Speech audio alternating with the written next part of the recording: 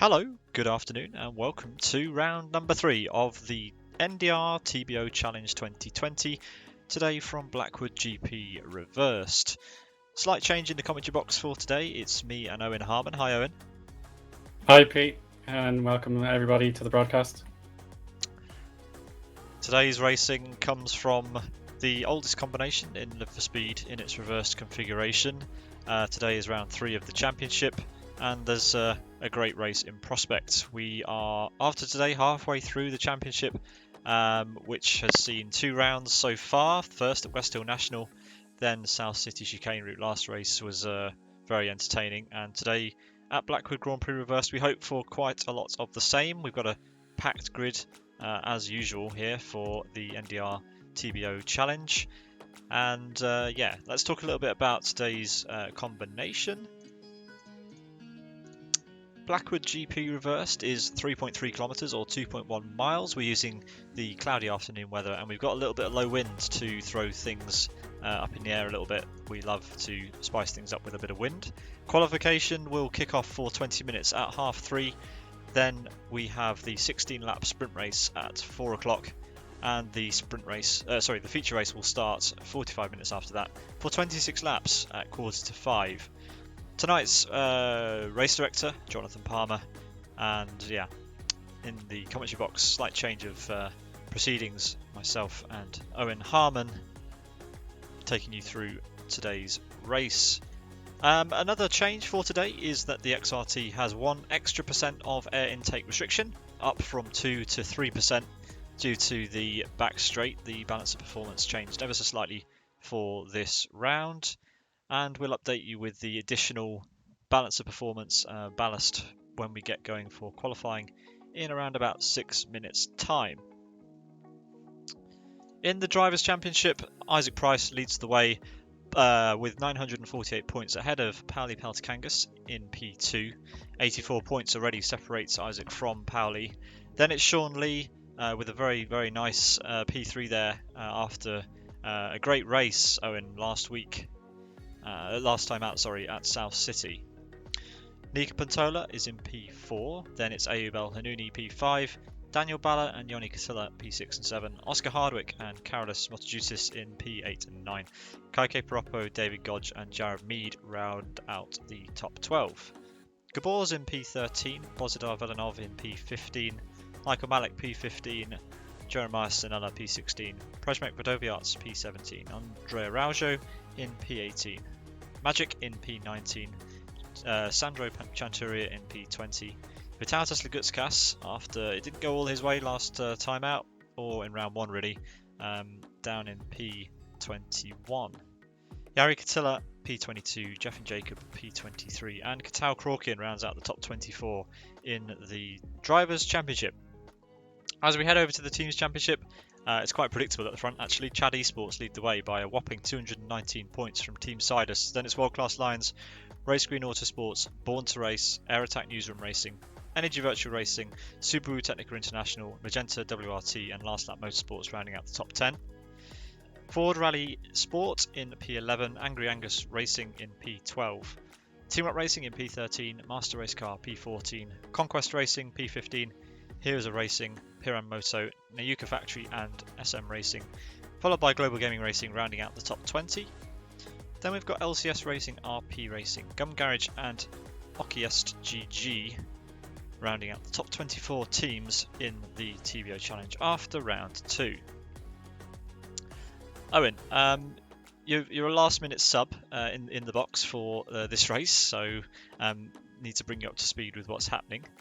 Have you managed to do any driving on the new Blackwood configuration since it was added to Live for Speed a few years ago? No, but by far and away, Blackwood will be the track I know the best through the demo and S1 and S2. I would have played a lot of it.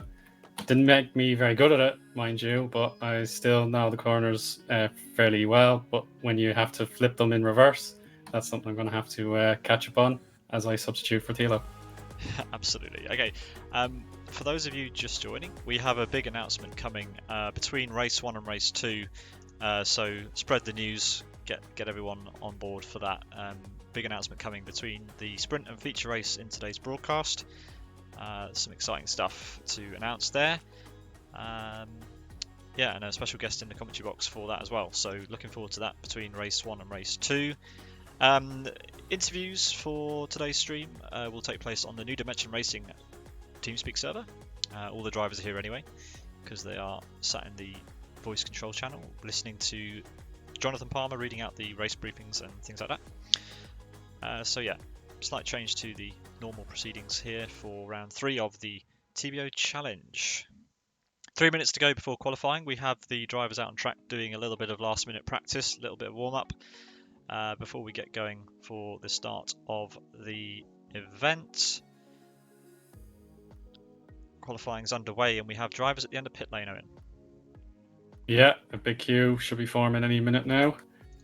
The track space shouldn't be as big an issue here in Blackwood as it was in South City, but obviously we need the drivers to stay alert if there's any traffic or if there is a miscalculation with their spacing, then they'll have to adjust as best they can.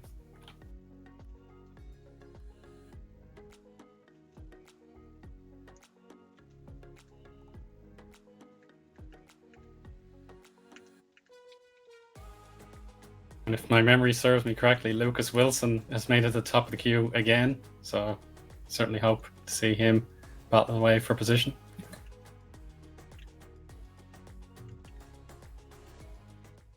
So the pit lane will open up when I think it should be in a minute's time, I believe.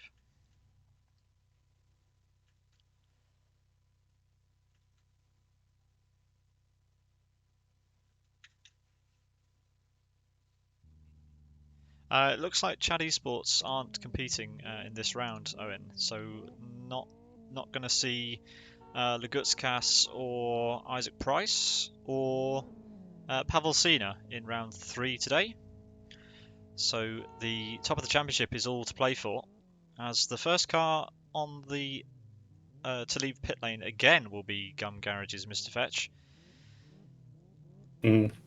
Yeah, the old proverb, when the cat's away, the mice will play. I think a lot of the drivers won't want to be called mice when they're extremely talented, but there's a huge opportunity to be taken if they can grab maximum points today. Yeah, and a reminder of the success ballast in operation. Those numbers appear to be ever so slightly wrong. I will update those just now.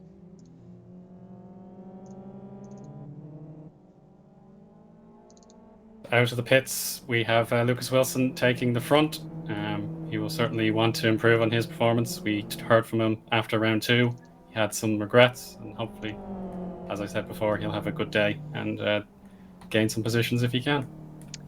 Yeah, so Isaac would have been carrying 25 kilos of success ballast in his XRT, but he's not here. So Pauli Peltikangas will be running the highest amount of success ballast with 20 kilograms on board. Sean Lee, after a stunning round last time, winning the feature race, will carry 15 kilos this time. Nika Pantola will carry 10 and Ayo Belhanouni will carry 5. So each of the drivers carrying 20% more ballast than they would have done last time. That's due to a number of factors, but yeah, the balance of performance changed for this round because of the nature of the track. But yeah, we should see that this amount of success ballast today should bring the top drivers closer to the pack, we hope. Hopefully without stunting their progress too much. Over in the Teams Championship, as Lucas rounds the final corner to begin his hot lap, Chad Esports ahead of Team Sidus, but that's likely to change after today's race with Chad Esports not in attendance. So can World Class Lions or Team Sidus close that gap and overcome Chad Esports in a round where they aren't here?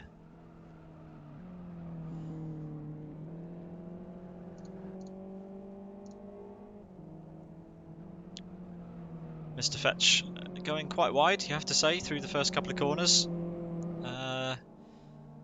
Trying to get some temperature in the tyres maybe, but yeah, not an optimum line through the first couple of corners there.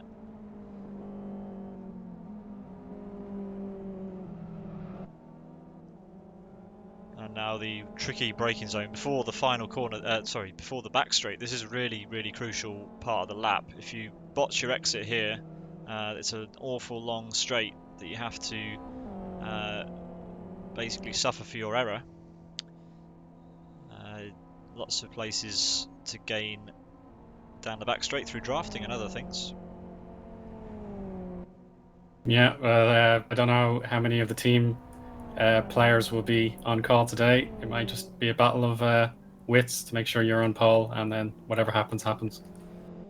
Yeah, and unusually, actually, in recent times, we're using the chicane on Blackwood Reversed. We normally just see the cars, especially in the GT2 races that we've had recently, when we've gone to Blackwood and used the reverse configuration, we skip the chicane.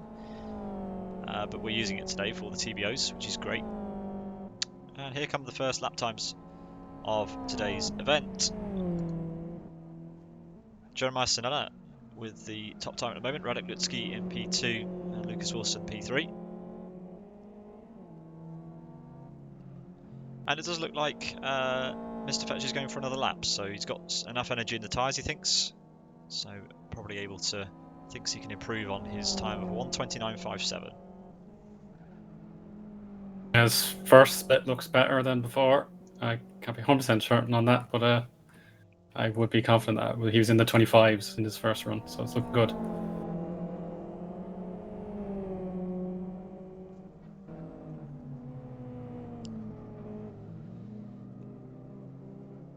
Jared Mead there goes into P2 just behind Sandro Chanturia. And Michael Malek with a good lap there. 3/10 clear at the front in his XRT. Aborts and we'll start another run. Sean Lee still in the pit lane. Remember that it's two-shot qualifying, Eoin, so the driver's only allowed to leave the pit lane twice, or they can do their runs back-to-back. It looks like Lucas Wilson is one of the drivers who's doing both of his laps right at the beginning, so he's going to come across the line to finish his second attempt. He's out of fuel, so hopefully he can make it to the line on full power. Just about. No, he aborts just before the line, so I wonder whether he'll be able to go out and do another. He should be able to go out and do another lap. Yeah, Pete, certainly pushing That was his close. luck. Yeah. It's very, very close. But yeah, some of the drivers repeated their tactics between rounds 1 and 2. As aforementioned, Sean Lee, he certainly risked his position in round 1 and then tried it again in round 2. But in round 2, he did much more successfully, and I'll expect him to continue with his preference. Yeah, but also I think Nico Pantola's gone against the grain a little bit because he's done his first lap quite early and he's gone into pole, provisional pole. And look at the lap time; it's nearly a second, 99 hundredths of a second faster than Michael Malek. It's a huge margin. The RB4 is strong in quali here. Definitely strong in qualifying. Whether it'll be that strong in the race remains to be seen. Jay Tressida there, the only other RB4 who's set a lap time, some way off the pace. But Michael Malek in his XRT is the only car that's anywhere near Nico Pantola at the moment. But we have yet to see Pauli Peltikangas, Oscar Hardwick and those guys out on the track. And Sean Lee as well, of course. Yeah. Well, Nico probably has a few minutes he can spend as he pleases, but with 5 minutes to go, and he's his near second lead is evaporated, he'll have to go out again. Yeah, so we've got a car who's actually spun on the back straight by the looks of it. Not sure how that's even possible. Mr. Fetch having some trouble on his outlap, I think. Yeah, it's hard to tell what's a genuine mistake and when someone's trying to pull off the road to get another driver allowed through. Yeah, a lot of rubber left on the road. It looked like an error more than a planned. As Magic heads to the line then. Let's see where he goes with his attempt. Currently 15. This will be his second lap, and he improves to 13th provisionally with the 1:27.13. Here comes Carolus Motojutis for Last Lap Motorsports into the final chicane. Lovely apex there, actually. Nicely over the first set of rumble strips. This is his second attempt. He's doing 2 on the bounce. Currently P9. As Daniel Balla goes there, and Patrick Linker actually not quite into the 25s, but 2 RB4s on the front row at the moment. As MotoGutis comes across the line in P6 with that attempt, 126.45 for the Last Lap Motorsports driver. So yeah, the RB4 definitely strong in qualifying. Some of the drivers were not happy with the RB4 at South City last time out. They said it was too underpowered in the race. Some drivers choosing not to attend because of that. But such is the nature of balanced performance that some cars are stronger at some tracks and weaker at others. And it's designed to balance out over the course of a season. So, as Adam Brown... the last chicane, the last chicane, which is now the first chicane if you were going the normal way around, always gave me nightmares. I never enjoyed having to negotiate it. But I'd say the RB4's four-wheel drive has the best chance of getting past those awkward apexes. Yeah, as Adam Brown for Subaru goes up into P4, Nico Matola P1 for that team. So that's a strong result so far in qualifying for Subaru Technica. Apparently Lucas Wilson's left the pits for the third time in a session, so race control will probably tell him to jump to the spectators, and that'll be Lucas's qualifying over. Obviously, drivers only permitted to leave the pits twice in the two-shot qualifying session, a maximum of twice. You can either leave once and do 2 hot laps, or leave the pits and cross the start-finish line once and go out again. As Taukavicius goes into the pit lane, weirdly, on his qualifying run. Hopefully he doesn't cross start-finish.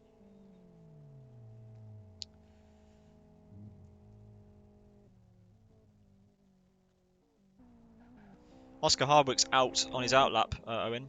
Or he could be on a hot lap, actually. Let's see what he does as he comes across round the final corner. Yeah, that's a hot lap. Start finish. Okay, let's see where he goes. He's in an RB4. He's quick, so it might be good enough for somewhere in the top 5. Let's have a look. Oh dear.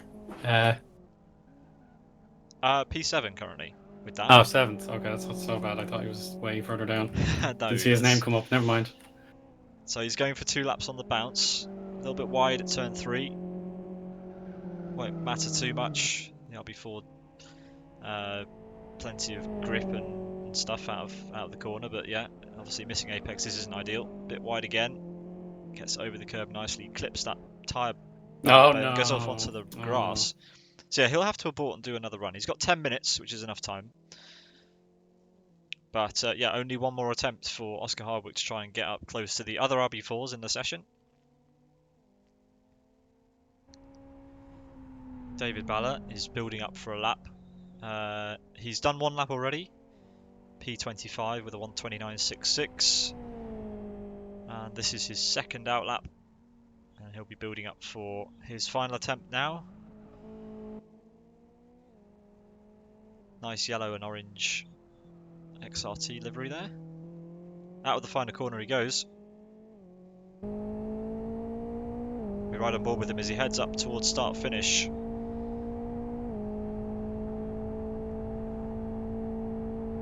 Over the blind crest. A little bit of a lift as he positions the car for turn 2. Out onto the grass. Not the ideal line. Don't want to have dirt on your left side tyres for this left-hander because it forces you wide and you can see he's missed the apex by quite a while. Hits the exit curb fine, so a little bit compromised with the first sector. Heads over to sector 2 now. Really tricky chicane this now that they've added the sausage curb there. A bit wide for the second part. Onto the AstroTurf with the right wheels for this short run to the back straight. Good exit onto the back straight. Runs a little bit wide, that won't matter too much. Now just needs to make sure his gear changes are all sweet as we head down this massive back straight to the final chicane. Jari Katilla's gone P2 by the way in the FXO, 5 hundredths off Nico Bertola's provisional pole time. So the FXO showing its legs here in qualifying as David Balla hits that last chicane quite nicely. Little bit tentative through the last corner. didn't commit too much speed to the entry, rolled it round the last corner. So this will be a steady lap. Not sure whether it'll be an improvement. Takes a straight line to the line and does improve 2 places up to P25. Good job. I'm watching the Born to Race car of Eoin Hanouni. He's just heading for second lap back to back. He's currently 16th. He's coming up the final straight now. He's going to get some traffic, but he'll negotiate it. And we'll see how he manages the chicane, because he did go onto 2 wheels briefly when I was watching him myself. He'll want to avoid that in future. Here we go, braking zone, 100-meter board. Oh, he's done it again, just a tad. Oh, and even more again. Oh, my lord. Curb hopping, lovely. It won't slow you down too much if you hit just right and it doesn't unsettle the car too much. It's not too bad. Anyway, 16th for Eoin. Let's see what he can manage as he comes up to the start-finish line for the second time. Does improve. Yeah. Well, 10 out of 10 for entertainment. I'll give Absolutely. him that Eoin Cottilla doing the classic Eoin Cottilla tyre warming strategy through sector 1 and 2. He's in the middle of 2 Siders cars. He's got Rick Cardle behind him and he's got Pauli Peltokangas ahead of him. Rick Cardle not on a lap either, so these 3 starting their laps now. I have to say that the Siders guys have left it quite late. They've got 6 minutes to do their 2 laps now, but they do have a clear track. Eoin Cottilla's there as well, obviously, just starting his second flying lap now. Let's go on board with Eoin Cottilla as he heads down to turn number 1. Really late on the brakes. Perfect exit. Now we've seen a lot of people missing this apex here. No such luck for Eoin Cottilla there. Hits it nicely. Out underneath the TBO Challenge bridge we go. And that's sector 1 done. Nice for Eoin Cottilla. Tricky second chicane. Sweet as you like. Yeah, that's lovely.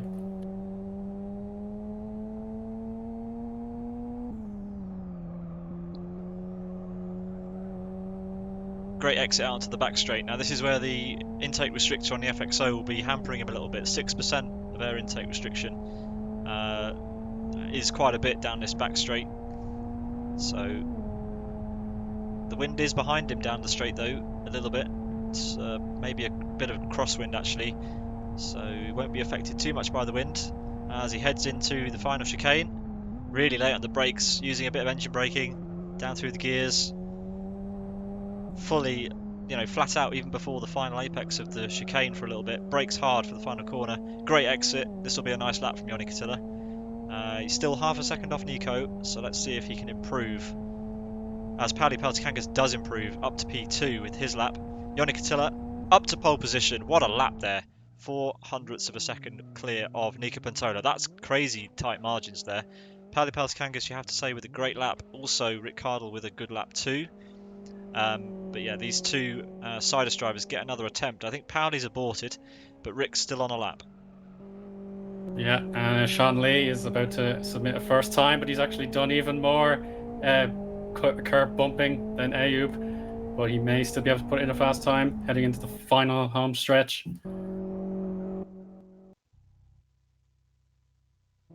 Should be a 125 here for Sean.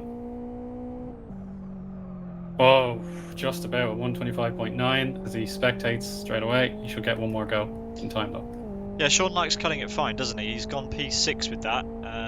He won't be happy with that lap time, I'm sure. I think he'll want to be up in the really up there with Rick Cardle. Rick's on a good lap. He's crossing the second sector line now to begin the final sector of the lap. He's 6/10 off pole in the XRT, but he is the highest placed XRT. It's got an extra % of intake restriction, so it is a little bit compromised in qualifying. We expect it to be quick in the race though. Let's see what Rick can manage as he heads down the hill and back up it again. Currently P4. What can Rick do? Nice line to the start finish, and he improves his time but stays P4. Yeah, decent job. Another driver heading to the final corner is Daniel Bella, the number 43. Yeah, we're on him now. He is currently 21st, so you'll want to find another 0.3 of a second to break in the top 20. Is it possible? Oh, it certainly is. 126.4. Good enough for 17th position. Yeah, good lap that. Steve Martin in the wall, actually. I don't know whether... I think that was the beginning of a hot lap for Steve Martin. He's hit the wall at turn 1. He's left it very late in the session to begin his laps. He hasn't got any times on the board. I reckon he'll probably be the last car across the line. He'll definitely need one more lap after that. Yeah. Not ideal for Steve Martin down into turn 2. So this will be another roll-up lap, as we've got Gabor on a lap. He is rounding turn number 3 now for Sidus. Currently P7 in his FXO.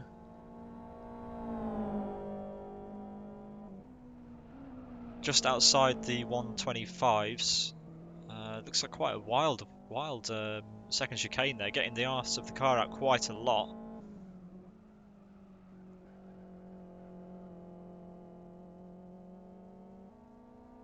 Down the back straight Exit now. speed should be good. Yep. Yep.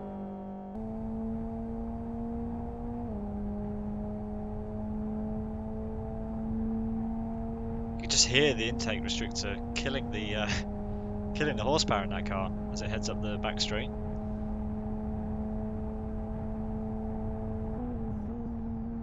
Great commitment to the final chicane, but he's going to hit this second curb. Oh. Yeah, he clipped the curb with the rear left of his car. He's on a good lap, and yeah, that last sector is not ideal. He managed to gather that up quite well, I have to say. Let's see what he can manage with that. That was not a perfect final corner, but it was a strong lap before that. Where's Gabor going to go? P5. That's good considering that final corner. Probably won't be happy. Pauli Peltokangas is on another lap as we go into the final minute of qualifying. It's a big day for Sidus. They'll need every point they can get. Definitely, they stand the best chance of taking over the lead of the team's championship. And they've got a strong set of drivers here. Pauli Peltokangas, Rick Cardle and Gabor Gyur.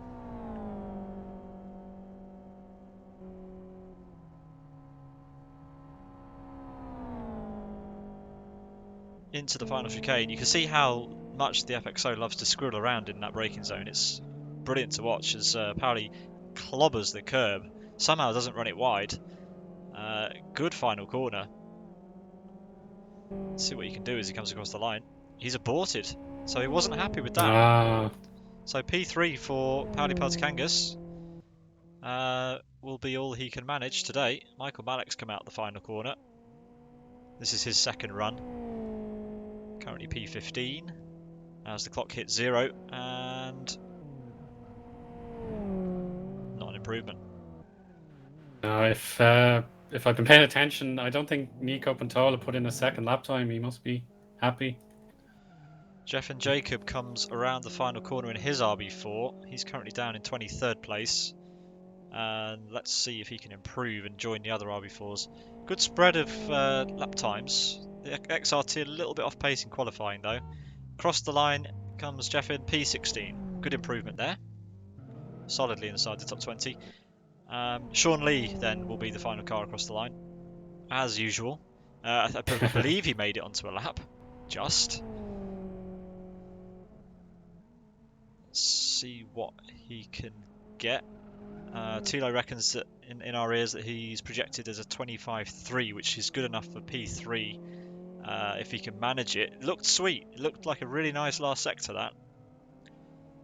He's currently 7/10 off, so that will have needed to have been something special to improve. Can Sean Lee get up into the top times? Yes, he can. P5. Yeah. Not quite faster than Rick Cardle in P4. So I think he might have lost a little bit of time somewhere towards the end of the lap, but good nonetheless, and that stands him in good stead for the start of the sprint race in just a few moments' time. I believe that's all the cars that have... Yep, qualifying is over, and Ioni Gatilla will take the pole position for race number 1, followed by Nico Pantola, Pauli Peltokangas, Rick Cardle, Sean Lee, Gabor, Patrick Linker, David Godge, Adam Brown and Giorgetti rounding out the top 10. Then it's Sandro Chanturia, Timu Soini, Yari Katila, Oscar Hardwick, Michael Malik, Jeff and Jacob,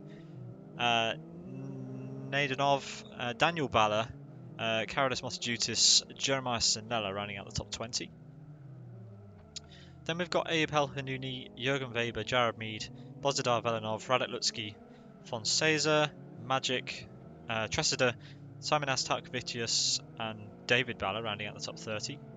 Sigitas Sakis, Lucas Wilson, Steve Martin, and Jonathan Harp round out the 34 drivers who have qualified for the third round of the TBO Challenge.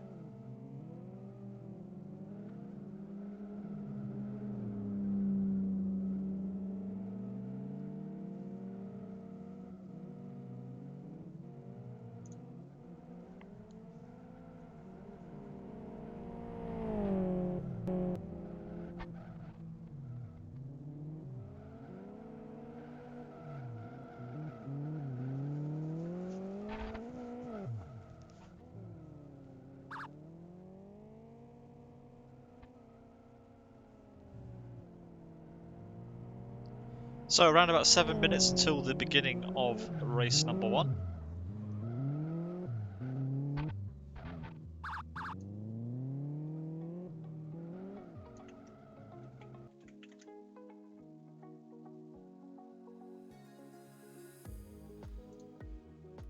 And race number 1 will be 16 laps long.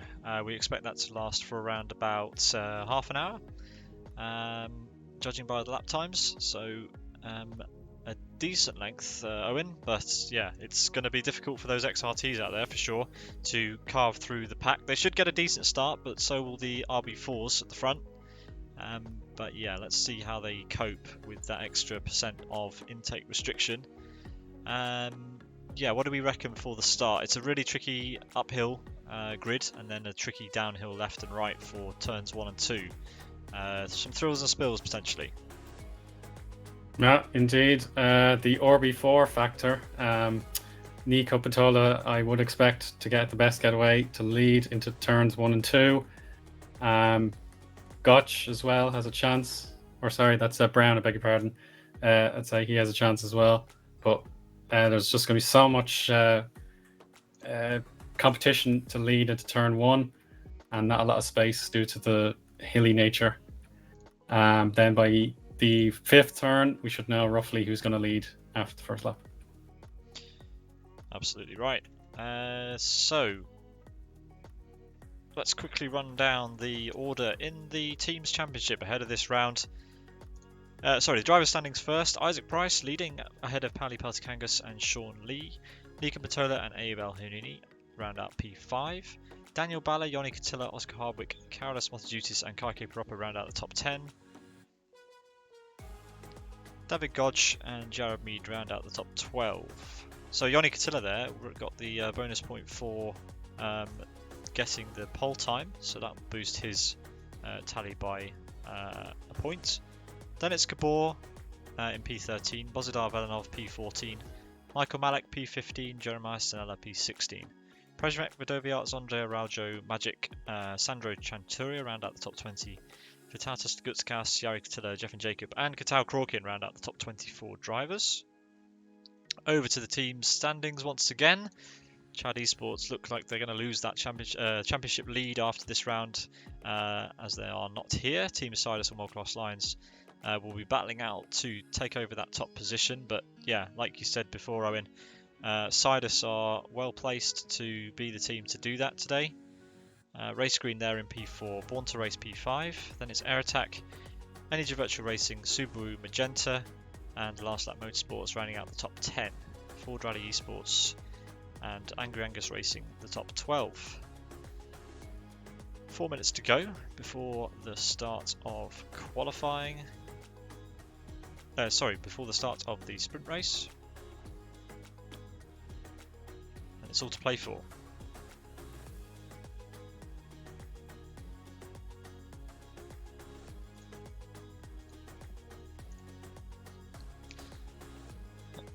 We've got an announcement coming between race 1 and race 2, as I said earlier, but something that we announced on the last stream on Tuesday.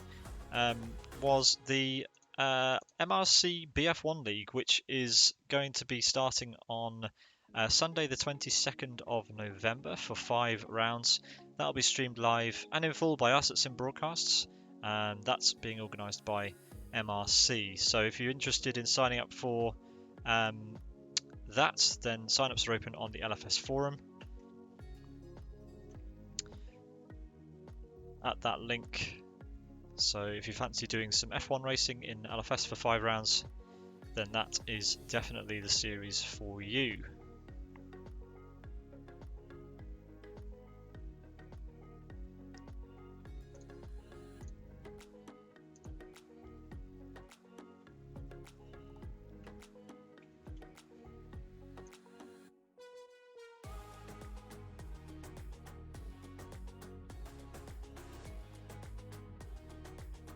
So the drivers are gridding up, and Owen, we have what's kind of unique to the TBO challenge in that we have a roll-up lap where the drivers will do a warm-up lap, they'll park on the grid, and then we'll use some virtual lights to start the race after a warm-up lap.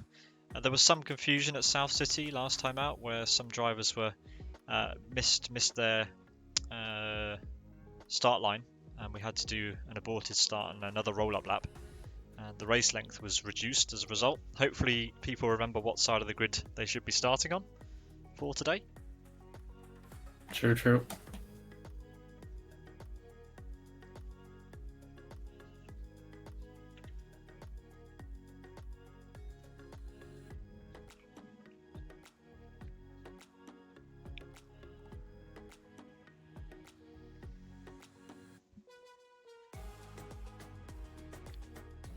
Looks like the grid is set and the drivers are readying up.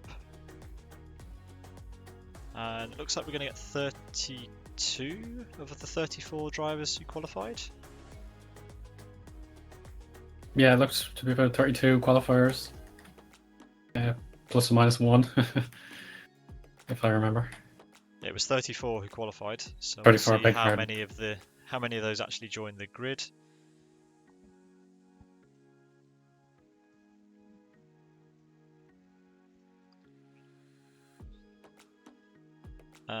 We believe Adam Brown has a pit lane start. That'll be for penalties accrued in the last race. For a late confirmation, potentially. Not sure if any of the other drivers have got pit lane starts. But that's not going to help Adam. I mean, he got a really good qualifying result. And yeah, a pit lane start, not ideal.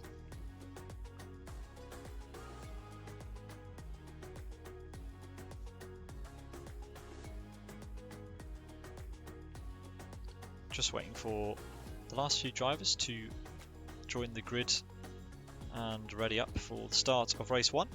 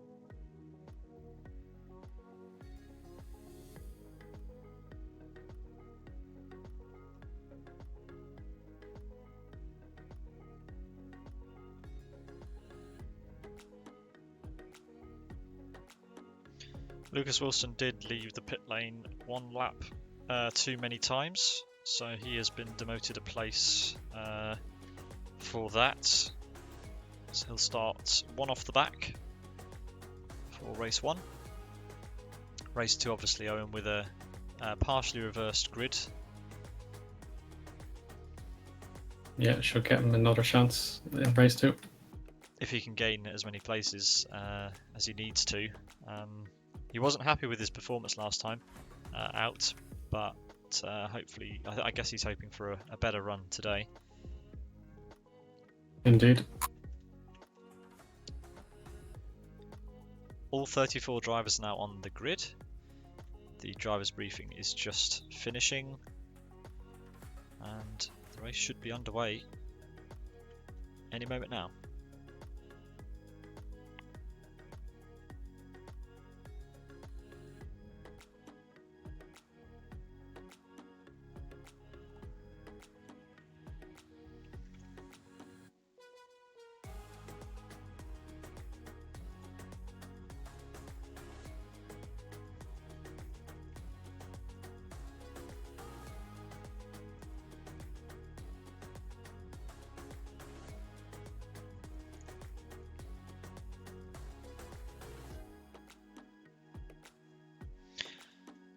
Sounds like we have a bit of a delay on the driver's briefing, so we're going to take a break here.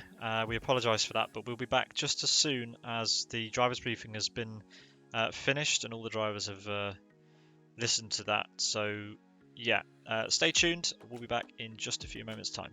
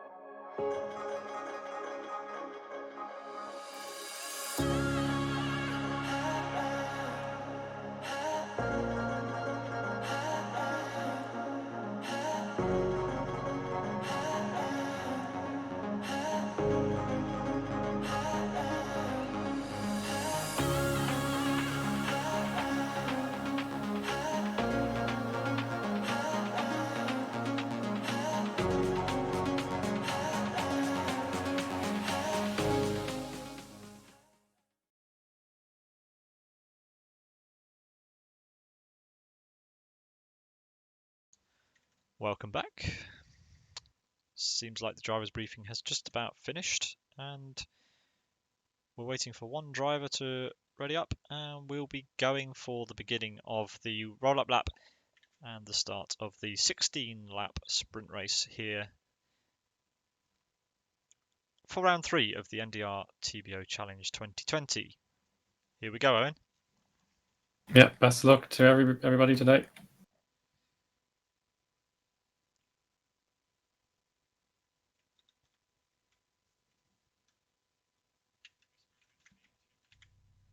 So a very negligible wind speed there, Eoin. Yeah, just the 2 miles per hour. That's not going to be felt at all. Absolutely not. So this isn't the real start. This is just the beginning of the roll-up lap. All the drivers will make their way around. Green flag for formation lap. Green flag for formation lap.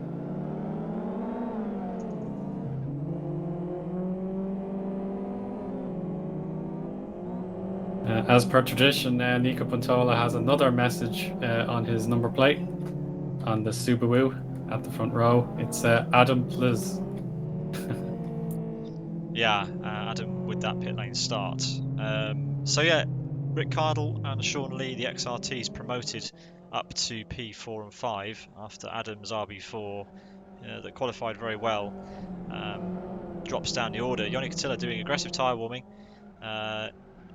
Obviously, with the standing start, you expect that Nika Patola will get a great launch in his RB4. And Pauli Peltikangas might get swamped by the two XRTs behind him. We'll just have to wait and see. Rick Cardle and Sean Lee lining up on the second and third row, with Adam dropping down to the back. As Nico goes off the track and knocks one of the hoardings in front of all the cars behind him, and it's collected by David Godge, the Team Racing driver behind, who then kicks it off to the right of the track. That was delightfully random. Yeah. Hoping none of that in the race. All this tyre warming going off in the background. And there's a little bit of a tangle going on as well. Yeah, they're getting very close with this tyre warming.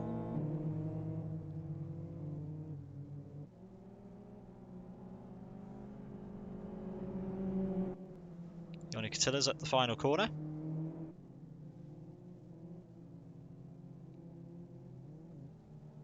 As he leads all the cars around to their start position.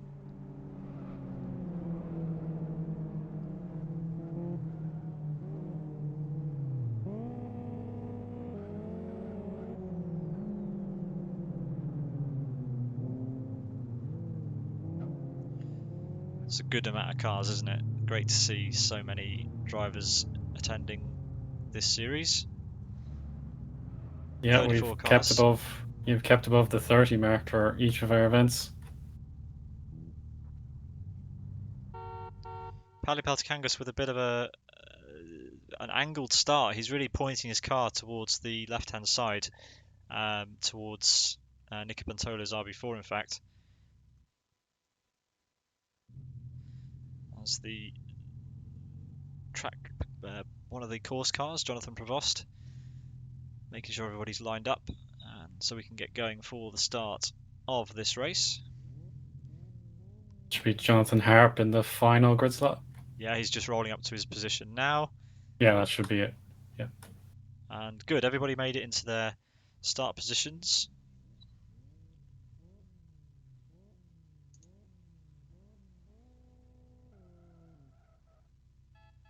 Looks like we have lights, and it's another aborted start. There was someone out of position at the back. So we will go for another warm-up lap, and the laps will be reduced to 15 for this race.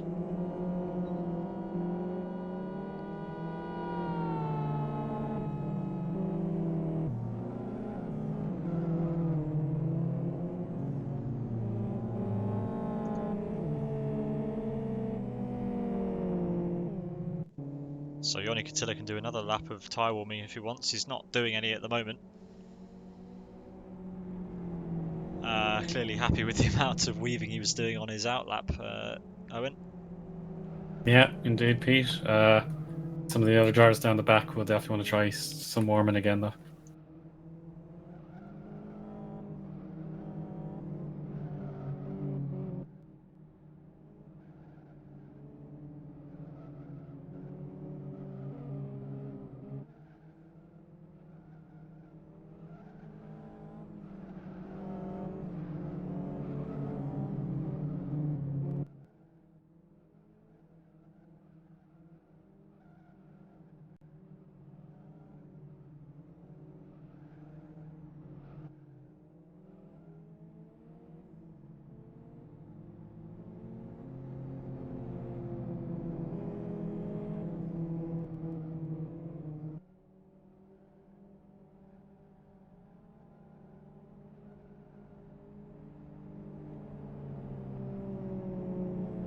Yeah, that's fine. So I'd expect the RB4s to get the best getaway. So we have 3 in the top 10. Pantola is one of them. Got Hinkle, P7. And I think there's one more.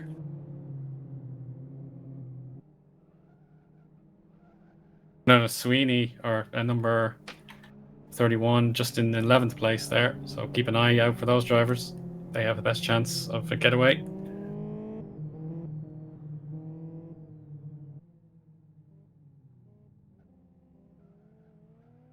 Down to the very back of the grid now. I think the drivers are all in good order.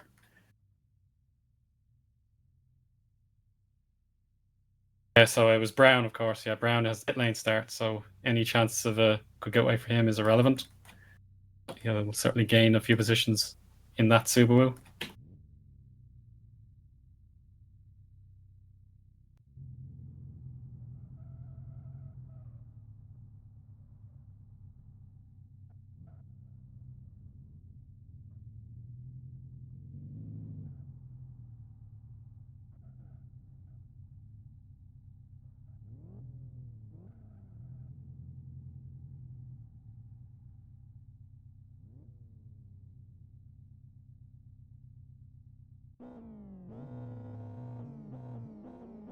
Yeah.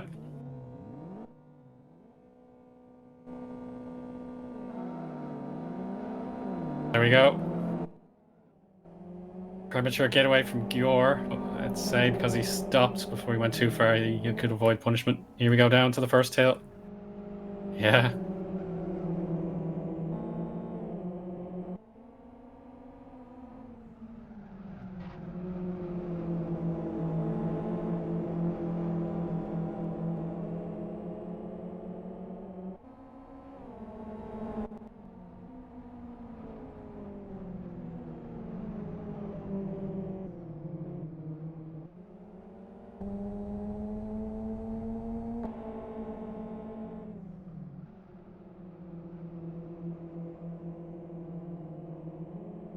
Oscar Hardwick is in the top 10 as well. He was in the mid-pack, if I recall.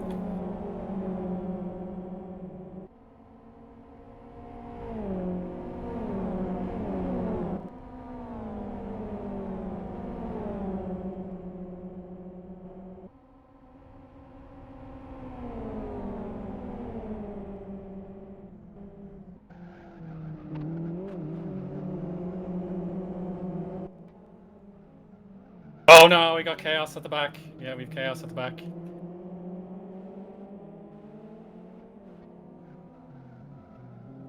Yari Katila's backwards.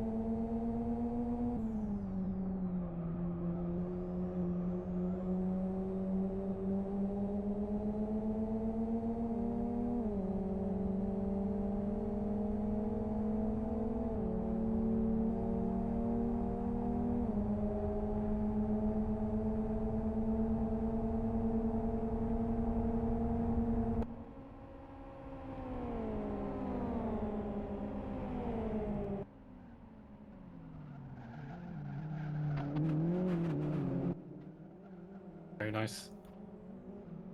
Oh dear.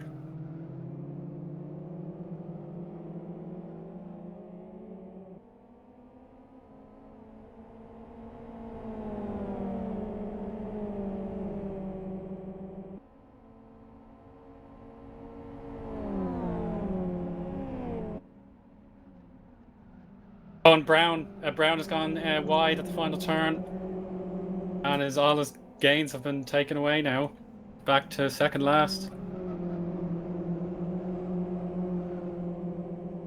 Nicky Bentola then leading ahead of Eoin Tiller. It's got really close here. Ricardo down to P3.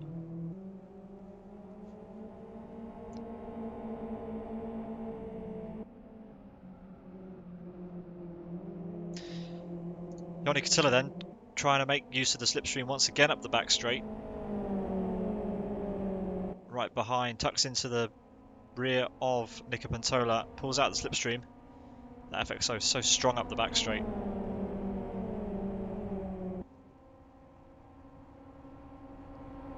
Inside line is preferable at the beginning of the chicane, but if Nico can hang on with his extra grip, no, I think that's the move for the lead. Well done. Yeah, Eoin Attila takes over the lead of race 1 here. Drops to 15 laps because of the aborted start.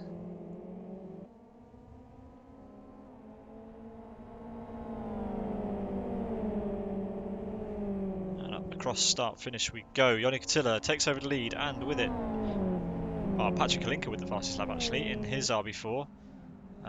He has caught the back of Rick Cardle.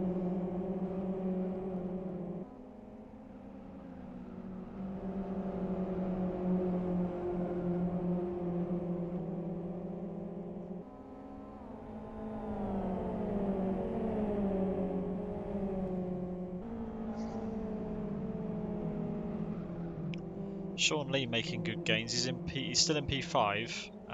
Oscar up to P7. Pauli Peltokangas in P6. You'd expect that Pauli might be able to make a move on the back straight. He's got Oscar right behind him as well. So Sean goes defensive quite early on the straight. See what Oscar can do about it. He's tucked right in behind Pauli. Almost pushing the Silas driver there. Bit of a nudge. That's a very awkward position to be in, right in a bump draft, within a bump draft, and a little contact there, yeah. But Pauli gets through just about. Sean's coming back at him into the apex for the final corner and makes the move. Bit of barging, but you have to say that's only fair considering Pauli forced the gap quite late down the back straight. Now Oscar with a bit of an opportunity. Up across start finish we go. No overlap, but keeps the car there. Pauli leaves him a bit of room. And that's allowing David Godge for Team Racing to catch up behind. Nico Pantola in a comfortable gap, but Rick Cardle still under pressure from Patrick Kalinka in the Born to Race RB4.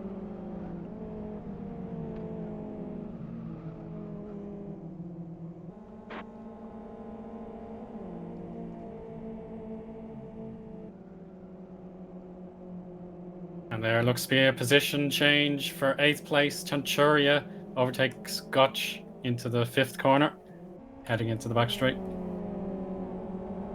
Nice clean move down the inside. Chanturia doing well from what I've seen. Gotch is going to fight back.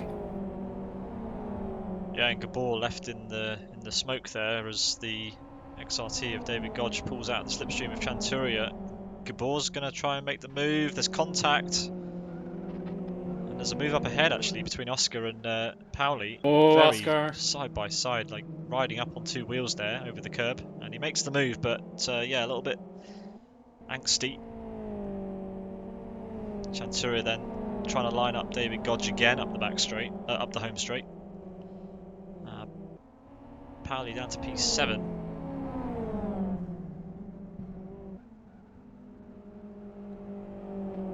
Oh, spinner at the back. It's David Balla. Just hit the back of Lucci and has lost some places. That's really unfortunate. It's just a case of a really slow exit, and his rear-wheel drive car just let go when it got unsettled. That's unlucky for David.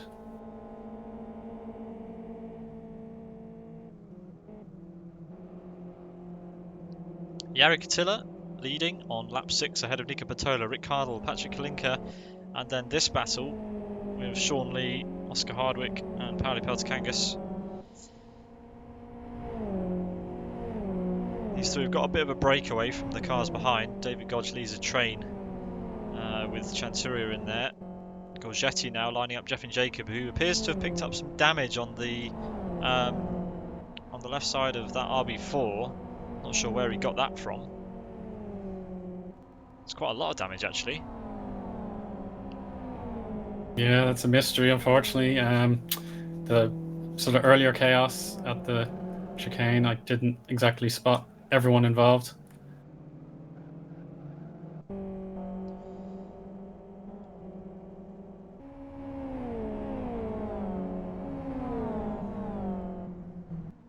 let's see what Chanturia can manage on this lap. He's lining up David Godge. This is the closest battle on the track right now, as far as I can see. He goes for a move into turn 2, a bit of contact, peep of the horn as well, and the move can't be made there.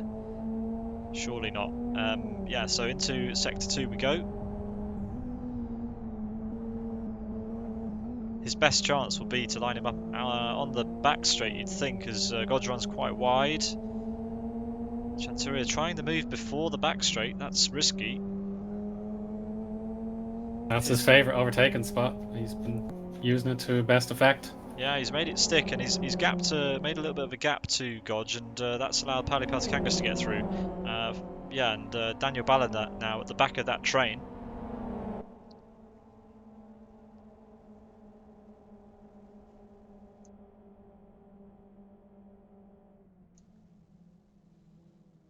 Up ahead of this, we've Great battle for 5th. Sean Yeah. Lee versus Oscar Hardwick. Oh, what a block.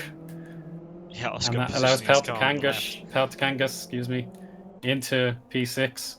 So Sean Lee will be absolutely apoplectic. Up to start finish, Sean Lee down to P7. Oscar doing well in that RB4 today. 3 RB4s in the top 5. Rick Cardle the lone XRT and Jari Katila the lone FXO. But Pauli looking to get that 5th position away from Oscar now that Sean Lee's out of the question.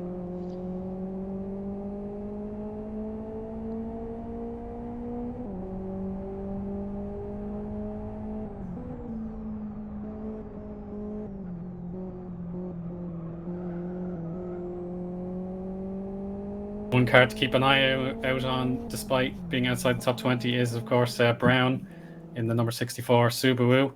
He was gaining places early on, had some sort of spin, and now he's back up 22nd.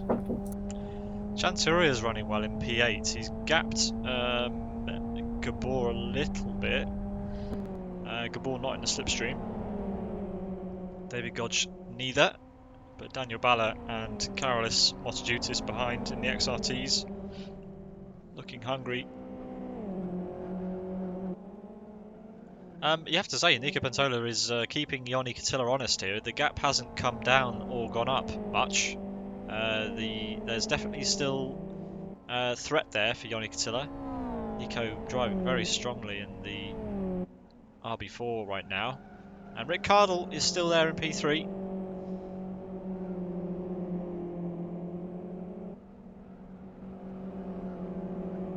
Certainly the drivers who might be wanting to take their opportunity are certainly making their names heard, but they just have to keep focused as we head in the second period of the race, second half of the race.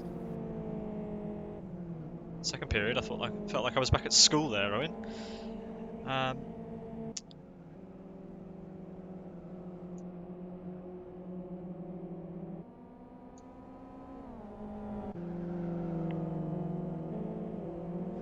Radek Lutsky is leading Jari Katila, as well as Sigitas Sakis and Steve Martin. As there's a move there, Jari Katila with a damaged car from that first lap incident at the final chicane makes the move before the first checkpoint. On Radek Lutsky, the Czech driver, and now Sigitas Sakis looking to get past as well. Steve Martin, after a rather poor qualifying session, getting involved in the race nicely at the back. It's great to see battles up and down the grid. Yeah, that's what we live for. Sigitas moves alongside then, trying to get this move done before the final corner.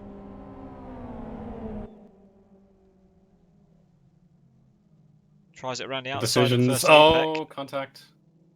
Yeah, and Steve Martin slips through past Radek, but Radek's still there at the apex of the final corner and does maintain 29th for now. Jared Mead and Jeremiah Sinella going at it.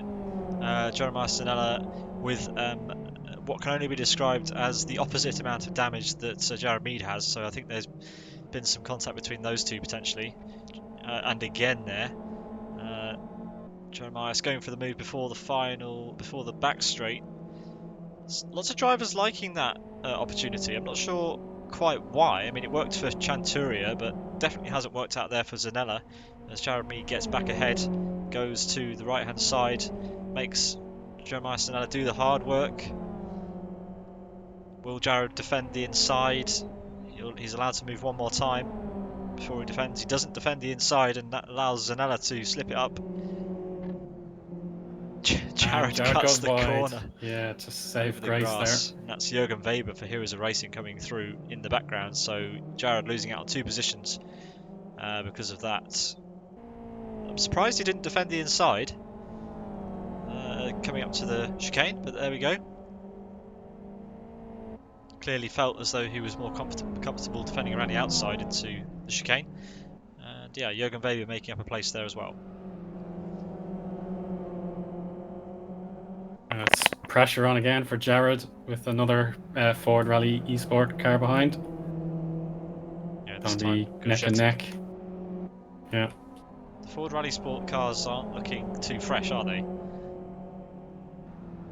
They have been. Oh, and Oh no! straight into the back of Jared. Speak Jared's of the been devil. pitched round. Oh my goodness. Yes, that's a real shame. That was just negligent on the brakes, I think. And poor Jared there. Yeah, so I think Gagetti's going to let Jared back through. He's really slow out onto the back straight. Yeah, 1 Gagetti's second, Jeff going can to let get him through. through. Yeah. Yeah, so Gagetti losing a lot of places there, but it's only fair considering he ruined Jared's race a little bit there. Adding to the rear damage on that XRT. Battle on for 8th place, Gabor and Chanturia going at it. It looks like Gabor's managed to get past Chanturia actually, while we were looking at those battles further down. Let's see if Chanturia can mount an attack, as Motojutis is actually getting quite close to the back of Daniel Balla now. That gap was a little bit bigger before. David Godge has fallen off completely, so I'm not sure what happened there, but David Godge is miles back from this pack now. So issues there for Team Up Racing. Let's ride on board with Motojutis as he mounts a charge to the back of the very green, race green Autosports car today. At least on one end of it. His best chance is going to be on the back straight. Daniel Balla will have the tow of the 2 FXOs ahead, so Motojutis needs to be close. Yeah, that looks like a good entry and a nice exit, so let's see what he can manage here. And Motojutis has the pick of the lanes. Does he want to stick on the inside and watch what happens, or maybe risk an outside move and profit that way? Oh, Balla's got a huge slipstream. Yeah, Daniel Balla side by side with Chanturia. Chanturia has nothing. He can't return anything there. And Motojutis going for the inside on Chanturia. Chanturia leaves him room, and that's a great move into the chicane. Still side by side, and Motojutis over the curb, and unfortunately losing that position. Yeah, it's worth a try. Looks like Jeff and Jacob lost out on a place as well there to the XRT of Foncesa. As we head into the final chicane again, Foncesa over the curb there, and Jeffin able to get back alongside at the final corner. Jared and Gagetti have come together again. They're really close together behind. Hopefully Gagetti can get his brakes right this time. As Adam Brown sets the fastest lap of the race in P21 after his pit lane start, that's a good effort. Yeah, so I'd say the RB4 has pace. Yeah, I'd say his time to rack up the fastest laps will end with a foursome ahead of him. I don't think Jared's going to be enjoying being bumped around by Gagetti very much, but that last bump kind of helps him a bit. He's managed to get alongside Jeff and Jacob, not quite able to make the move. But yeah, I think the Angry Angus car has been bashed around by the Ford Rally Sport team quite a lot today as they head out to the back straight once again.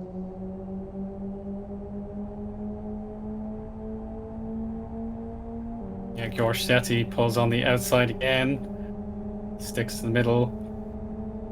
The Ford Rally goes to the inside now. Is this going to be deja vu? The two RB4s up at the top that aren't Nico Bentola. Hlinka and Oscar Hardwick battling it out for P4. Hlinka putting up a good defence there.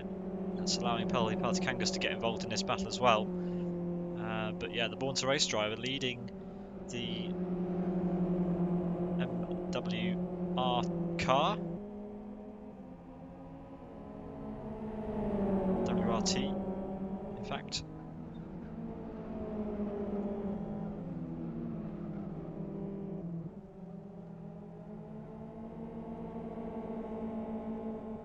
Adam's up into the top 20.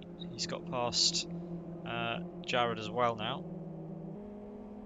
In fact, there's a battle going on between those guys. But we'll stick with Cardle this. is going for second place here. Pentola is struggling down the back straight. Oh wow, so yeah, the XRT's come alive and Nico Pentola's RB4 is starting to struggle. Wow, that's a great move if he makes it stick. Good defence though from Nico, left him enough room, just about. A little bit of a curb hop there from Rick Cardle, but he's back up to P2. That's a great effort as Nico does get some points for style there over the curbs. Yeah, never a dull moment. No, absolutely. Oscar's got ahead of Hlinka while we were watching that, and now is under threat from Sidus's Pauli Peltikangas side by side across start finish. Bit of door barging. Hlinka on the inside, the favourable side of the road, but Pauli's still there and makes the move at turn 2. Great pass by Rick Cardle on the lap, the previous lap though. That was excellent. Certainly was. In the background, Sean Lee is going at it with Gabor. Bit of a train forming behind Sean Lee actually. Daniel Balla in there. Chanturia at the back of that group now. Apparently David Godge is out of fuel on the final lap. That's unfortunate. Look at this pack. There's 5 cars all scrapping for the 7th position, currently held by Sean Lee, but he's going to be under all sorts of threat here because he's got the Sidus car right in the slipstream up the back straight. The XRT struggling. But rounding the final corner, it's 3 Yoni wide. Vasila. That's 3 wide. Sean is in real trouble here. Oh man. Yeah, Gabor's got past. Oh, Everyone's going over the curbs. Motojutas. And Sean's got it back. That's unbelievable. Yoni Cotillo crosses the line to win race number 1 in round 3 of the TBO Challenge 2020. Followed not so closely by Rick Cardle and Nico Pentola. That's an FXO XRT RB4 podium. That's excellent. Oscar Hardwick crosses the line P4. Pauli Peltikangas P5. Patrick Hlinka P6. Sean Lee P7. Carolus Motojutis in P8 with a good move there to get past Gabor on the final lap. Chanturia has to settle for P9. Gabor P10. Daniel Balla not able to get inside the top 10 after that last little bit of drama there. He finishes P11. Then it's Michael Malik in P12. Jeremiah Sanella in P13. Timu Soini for World Class Lines P14. Foncheza in P15. Gajetti, after having a ding-dong for the entire race with Jared Mead pretty much, P16. Adam Brown, after a stunning drive from the pit lane, you have to say, up to P17, retaining the fastest lap of the race in the process as well. Jeff and Jacob, P18. Jared Mead dropped to P19. Not sure what happened to him after we saw him and Gajetti going at it, but there we are. David Godge, after running out of fuel, is down in P20. Then we've got Nadenov in P21, Tresida in P22, Bozidar Velenov in P23, Simonas Talkvithius in P24, Magic P25, Yari Katila P26, Sigitas Sakis in P27, Steve Martin P28. Radek Lutsky and David Balla round out the top 30. Lucas Wilson, Ayubel Hanouni and Jonathan Hart round out the top 33. Sorry, the 33 drivers that finished. Who did we lose in that race? Well, everyone that I saw at the start just made it to finish. Well, we lost one driver. Can't remember who that was that we lost.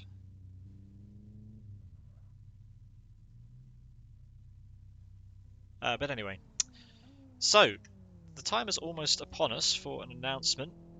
We are going to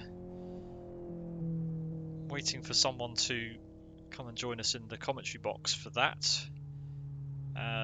Hopefully in a couple of seconds. There you can see the podium actually lined up nicely. Yoni Katilla in the middle with Nika Pentola to his left, and Rick Cardle to his right. The podium for race 1.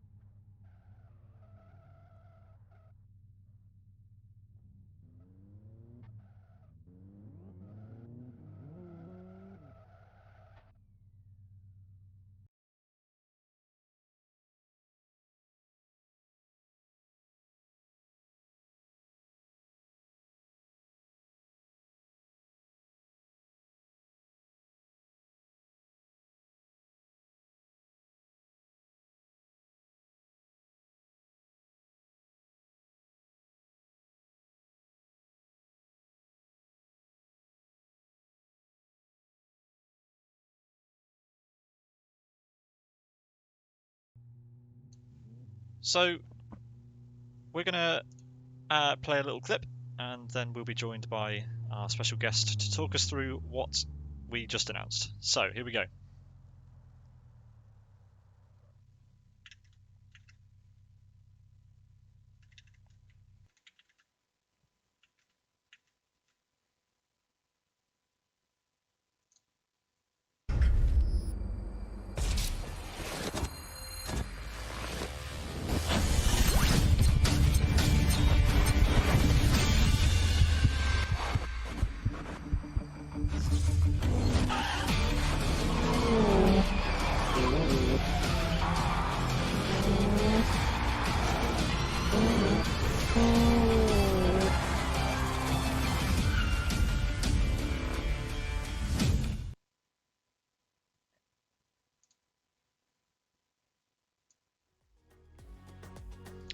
So there you have it. Joining us in the commentary box is Michael Malik from Master Race Car. We just watched the trailer for your upcoming Formula E inspired event. Do you want to talk us through a little bit of what's happening with MRC's E-Challenge? Yes, thanks, Pete. First of all, hello everyone. I'm actually really glad that this event is finally happening. It took a lot of preparations to make it happen.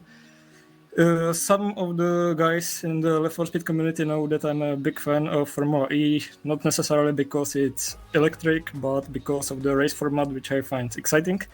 And I always wanted to somewhat recreate this kind of event in Left 4 Speed. And also, about 2 years ago, I recreated a New York E-Prix circuit replica. So I was wondering if we could hold a race there, and this is the result. And the sign-ups are open just now, and yeah.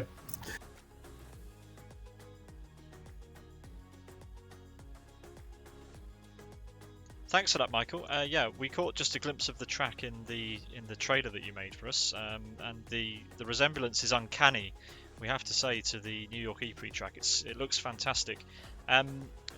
Something a little bit different for that race is that drivers will have to, they're not allowed to refuel, and the cars at the beginning of the race are deliberately underfueled, so they have to do some fuel saving. Is that right? Yep, that's correct. One of the aspects of Formula E is the resource saving, so cars will have to shift early and do some lifting and coasting in order to make it to the race, which makes for some interesting strategies, and I think this will be quite interesting to see in Left 4 Speed because it wasn't done here in this big scale, so I'm really curious how it's turned out. Yeah, same here. So yeah, everyone watching, if you're interested in joining Master Race Car's E-Challenge on the 12th of December, you can sign up on the LFS forum, lfs.net/forum/483. The sign-up threads are there in Master Race Car's forum area. Thanks for joining us, Michael. I hope you can join us later to guide anyone who missed it through the same announcement again. Since you're here, do you want to talk us through how race 1 went for you? Well, it was... the result is quite solid for me because I usually don't finish this high. But from the excitement point of view, it wasn't that much great because I was in the performance gap, so there wasn't much going for me, and I'm curious how the feature race will turn out. Well, best of luck with that. Thanks for joining us for the announcement of your e-challenge. We'll do the same announcement at the end of the stream. Yeah, we look forward to it. Cheers, mate. Thanks. Enjoy the racing. You too. Michael Malak there for Master Race Car. And I think we can bring you provisional point standings for the TBO challenge in just a few moments' time.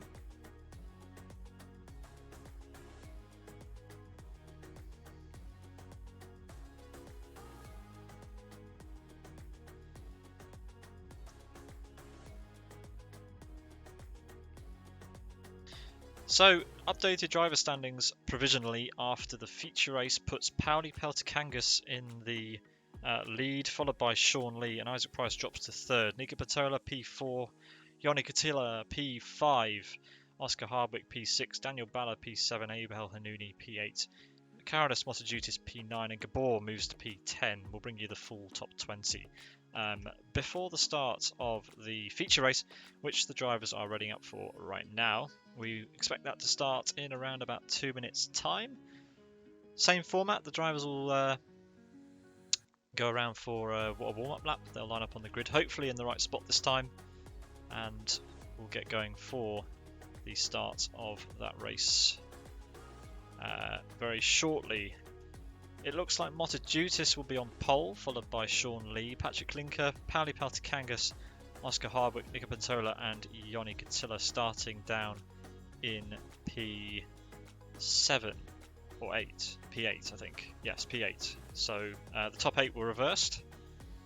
So Yoni with a little bit more work to do this race to get that top spot. Yeah, it's not going to be as easy for him this time, Eoin. No, he'll manage, but it's the competition now that they're familiar with the track. They'll be ready and willing to better what they did before, and it'll certainly bring a more intriguing race, I'd say.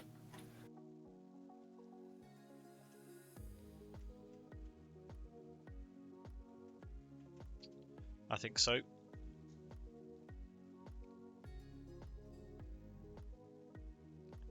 There was plenty of action up and down the field in race 1, and we expect exactly the same thing in race 2.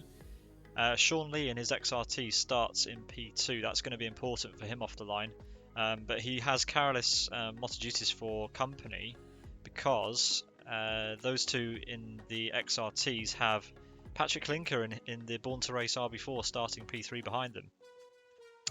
So yeah, it's going to be fun. Who's going to be in first going up to turn 1? Judging by the hill at the start, I'm going to bet that Patrick Linker stands a very good chance of leading this race for at least a lap or two.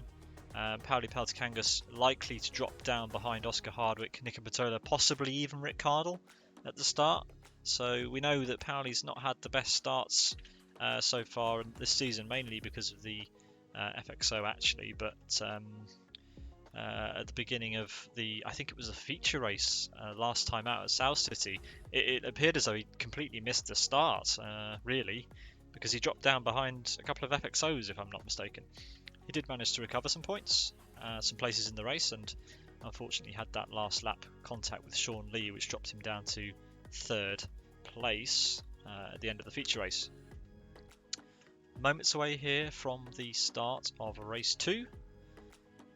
Hopefully we can bring you that just as soon as all the drivers have readied up and got into their grid order, which we're waiting for just now.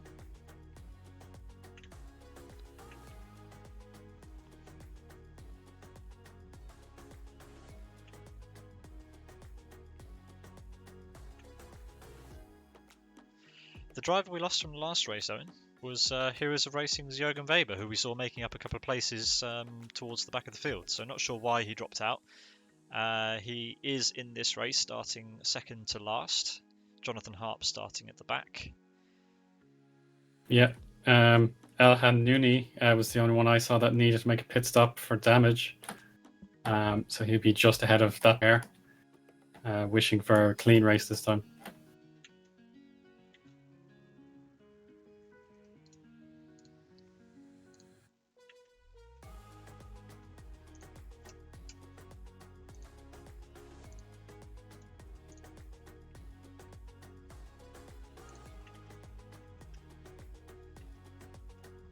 Only a couple of drivers are waiting to ready up before the start of race 2.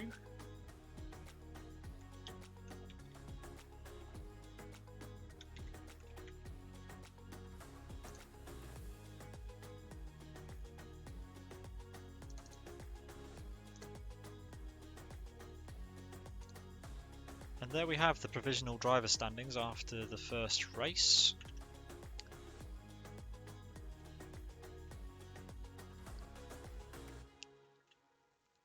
So it's all change at the top. Pauli Peltikangas Vasidis leading from Air Attack News and Racing's Sean Lee, with Isaac Price down in P3 as it currently stands. We are racing for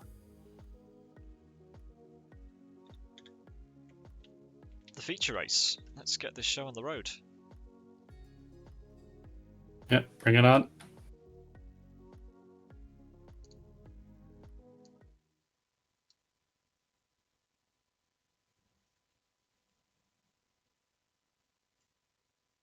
So as the cars line themselves up on the grid, this will be another warm-up lap. And the cars will make their way Green back flag round. for formation lap. Easy away, everybody.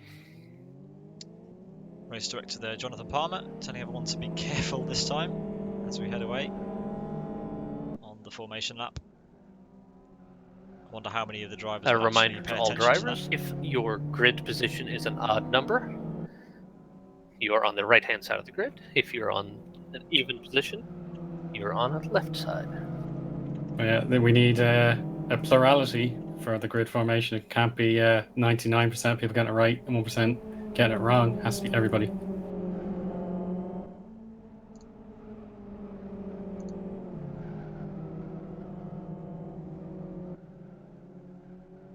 Carolus Montejudis then tyre warming with Sean Lee right behind him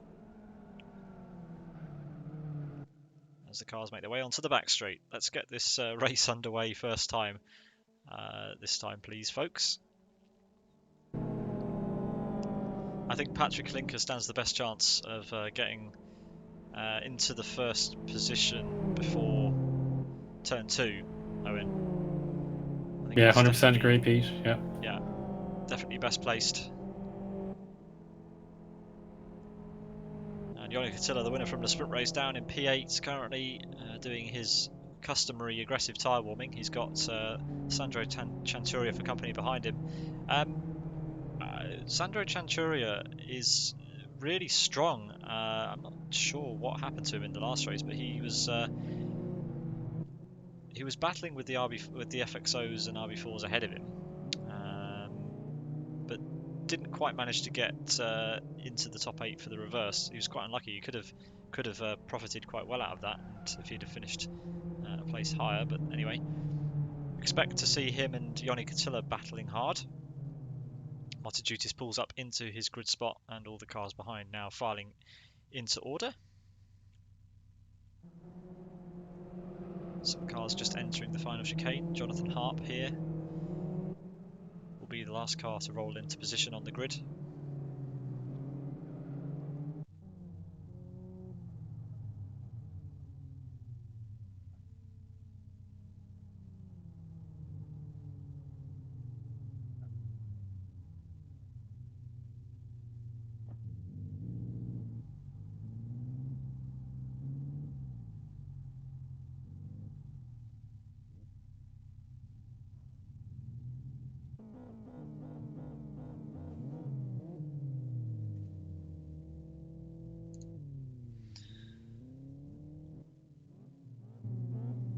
All the cars are in position. 5 seconds to lights.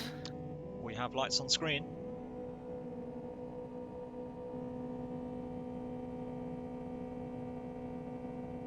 And we're green for race 2 here. round 3 of the Turbo Challenge. Away well, Patrick Halinka, as we thought. He's already in the middle of the 2 XRTs, and the other RB4s behind of Nico Patola and Oscar Hardwick battling already. Halinka not the best Yep, start. Massachusetts goes wide. But holds on, that's a good job. But Halinka on the outside line does get a lot of traction. Well done, that's a good move. Yeah, he's made the move finally. It took him 2 corners, but he's ahead of the 2 XRTs. Motojutis now will need to tuck in and make the most of that slipstream up the back straight. Absolutely. Sean Lee goes for a move early on Motojutis, thinks better of it. Oscar Hardwick right there.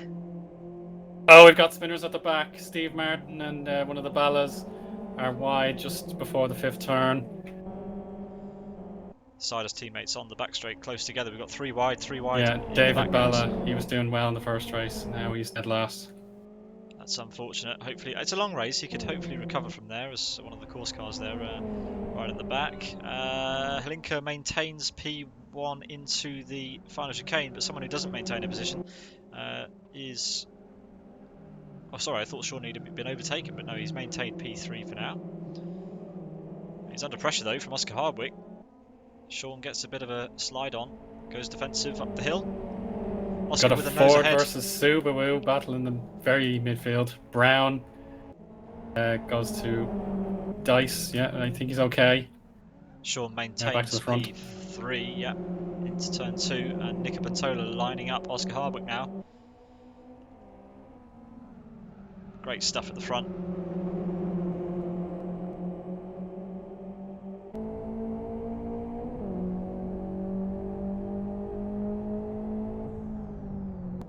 Peltikangas and Rick Cardle under pressure from Yoni Katilla already, and Chanturia's right there as well. Rick Cardle's backing Yoni Katilla up. Peltikangas has managed to gap Rick Cardle a little bit now. But this is what I said about Chanturia. He's right there, and he's going to be all over the back of Yoni Katilla. He pulls out the slipstream already, in fact. He's got a nose alongside, good but run. he'll pull back in behind. FXO and FXO there with the RB4, just or excuse me, the XRT. Should be interesting.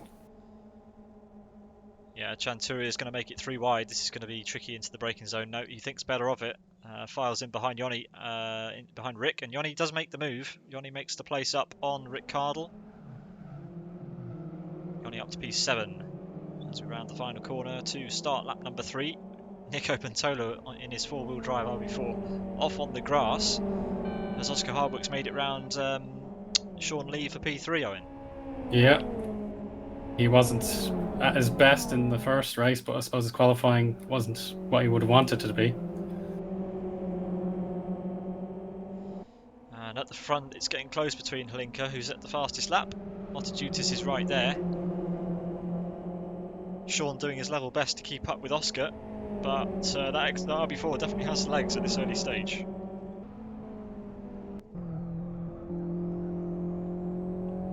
Looking out from the back of Patrick's car, you can see how good the drive is out of some of these corners. The most important corner is the corner he's going through right now, and he's got a good gap over Motojutis. Yeah, that's nice, good exit.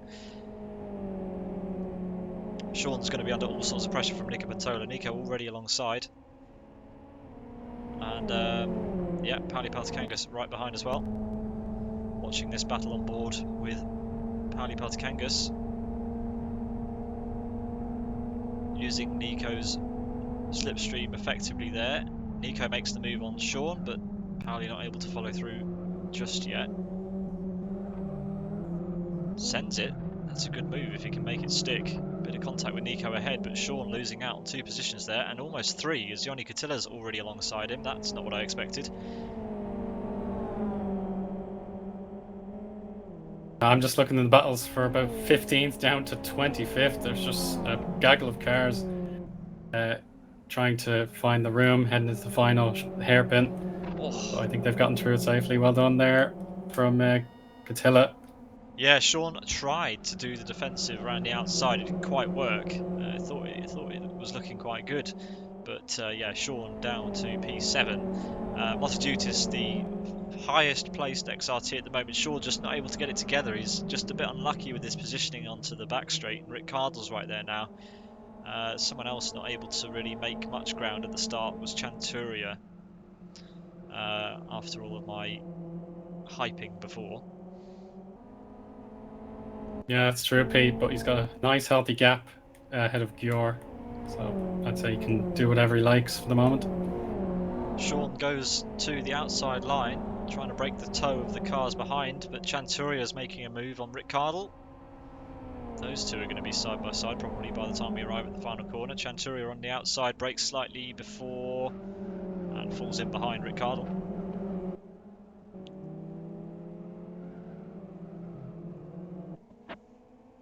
Hlinka still leading, ahead of Carolus Mosajutis and Oscar Hardwick as we begin lap number 5 of 26.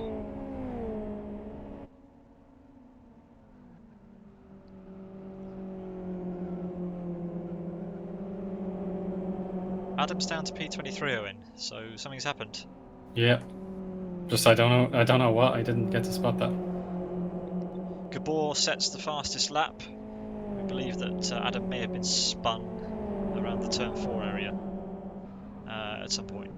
So unfortunate, he was, carved his way through from the back in the sprint race to start well inside the top 20 for race 2, and it's all gone wrong for him. But yeah, Gabor setting the early pace in his FXO. It's a very blue and red top of the timing tower at the moment. Highest FXO of Pauli Peltokangas only in P5 right now. Eoin Katila up to P6 from P8. And he's side by side with Botsi or Pauli Peltokangas.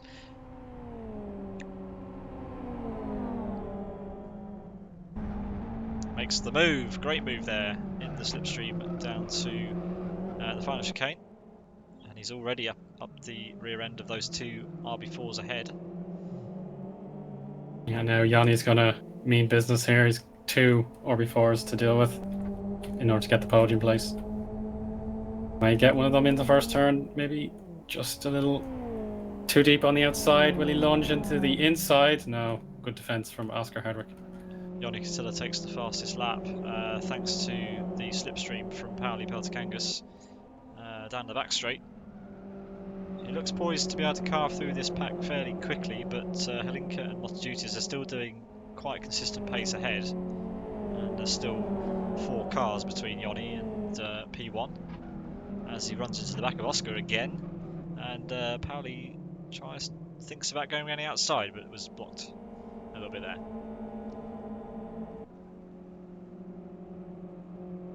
So that's allowed Nika Matola a little bit of breathing room, but it's still really close at the front. Chanturia still trying to size up Sean Lee. Sean going to the left-hand side of the track this time. There's definitely a slipstream battle on. Sean doing a bit of weaving. Trying to get that toe broken. It's such a long straight this. The toe is quite powerful, even with these balanced cars. Chanturia thought about it, but didn't go for it. Look at this gaggle of cars from Jared Mead downwards. This is a battle from P19 Daniel downwards. Bala 3 on wide. the inside. No, it won't pay. That's going to bring Daniel down a position. El Hanouni benefits. Oh, he's lost 2 places actually. Yeah, Jürgen Weber cut through there, and that's Magic, behind his teammate. Yeah, so that wasn't. That was a lot of places lost for Daniel Bala there. He's a bit unlucky. Further ahead, Yoni's right under the rear wing of Oscar Hardwick. He's caught back up to Oscar. Oh, there's contact. I think there is contact. Jari Katila and Taut Kravicius had contacts, but they held on very well. But it's going to cause an almighty sort of traffic jam. Yes, indeed. Yeah, there's so many cars involved in this. Kravicius wide. Yeah, somehow Jared Mead's managed to stay ahead of this. He's got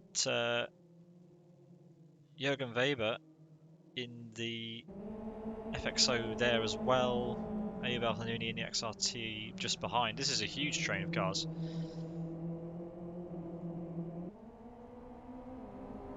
And that's Adam Brown carving his way back through. He's side by side with Teemu Soini and Tressida.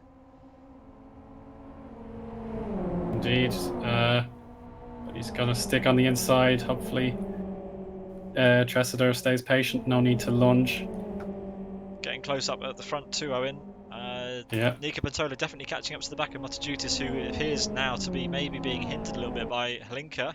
The XRT not doing as poorly as we might have expected after the sprint race. The XRT was definitely not there, but yeah, it looks like we might have a chance to see an XRT leading this race, unless Nico can get the job done. But yeah, Just trying to measure the distance between Hlinka and Motojutis for the lead, but it's obviously nothing now. Catilla has passed Hardwick. Yeah, one down, one to go. We missed where that happened, but yeah, Ioni Catilla in his FXO up to P4.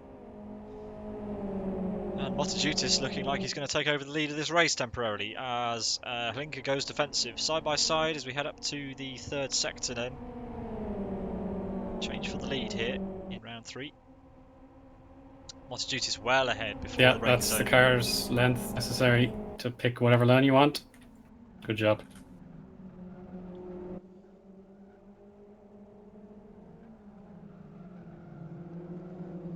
Hlinka having tyre trouble. Having some overheating front lefts. That'll be music to Nico's ears unless he's having similar trouble in his RB4.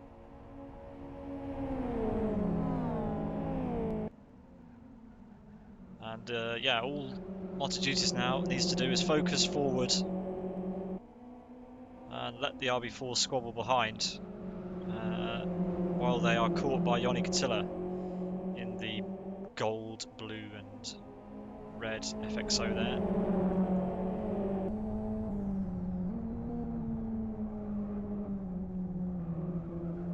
Just that bit of cadence breaking from Hlinka. Looked like Nico had a run, but Hlinka was able to block. Yeah, wide there a little bit for Hlinka. When your tyres overheat at Blackwood, it's pretty bad. The braking zones have become quite bumpy after the update. So if you're running wide, you're not going to get the car back. As you can see, Nika Pantola pulls out the slipstream on the Born to Race car side by side, and Ioni Catilla's got a great run. I wonder whether he'll go for the move on Hlinka into the braking zone. Contact. Oh, he saw it. Ioni saw it. Thought about it. Wide, He's going to go over very wide. He's into the wall. Yeah, taps the wall. That's going to let Oscar Hardwick and Pauli Peltikangas through. That's huge. Ioni Catilla, what have you done?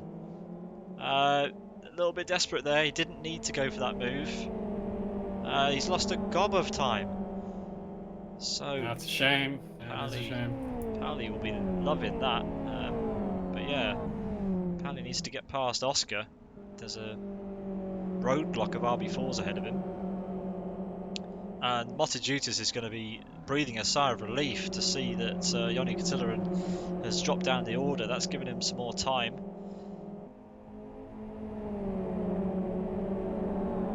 So Carolus Motojutis doing everything right now. Ioni Catilla throwing away a great position there.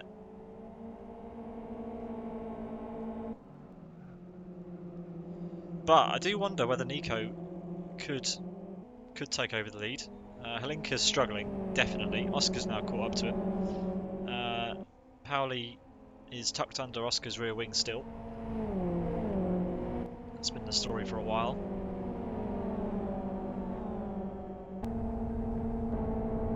Side by side they go.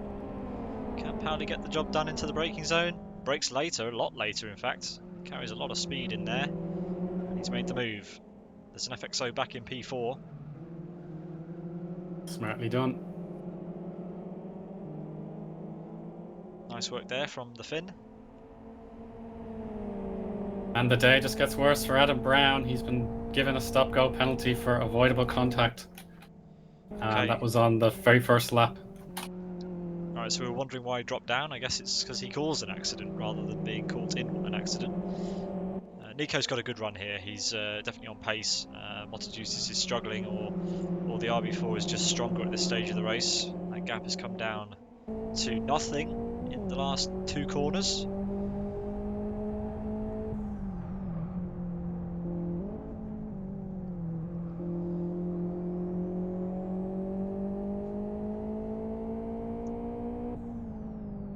Yeah, so David Bella has received the same punishment with the first lap avoidable contact. He's already basically last place now. And with that penalty, he's going to be behind John Harp. Or maybe John Harp might be able to catch up. I'm not all sure, but Adam Brown decides enough's enough. He's had a really disappointing day, and I'm so unfortunate. Feel so unfortunate for him. Apparently Peltikangas gets past Linker. We just missed it as they headed into the braking zone. So yeah, Paoli's onto the podium. Linker has to defend now from Oscar Hardwick.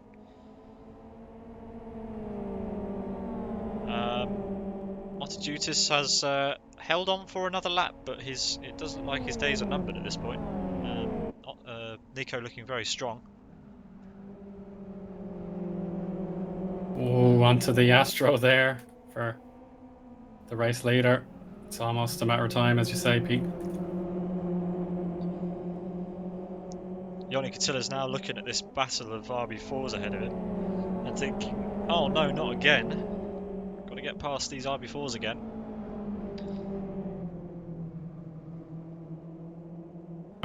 Have to give credit for not giving up despite making the error at the chicane. Oscar down the inside of Linker. Linker won't be able to hold on around the outside because of his tyres, and Eoin Katilla will say thank you very much and put alongside. Watch out for Rick Cardle though. Rick's right there in his XRT. He'll switch over to the right side to get the draft off of the back of Linker. Eoin using Oscar's slipstream. I love the slipstreaming strategies that we get. Can Eoin hold it around the outside? He brakes ever so slightly later. This is where it went wrong for him a few laps ago. Cuts to the inside. Oscar forced over to the inside. Great side-by-side battling here. Rick Cardle's made it past Linker. And Oscar holds on for now. Good strong defence. Side-by-side racing. Sort of all fair and square in touring cars. Yep. The doors are there to be used if you need them.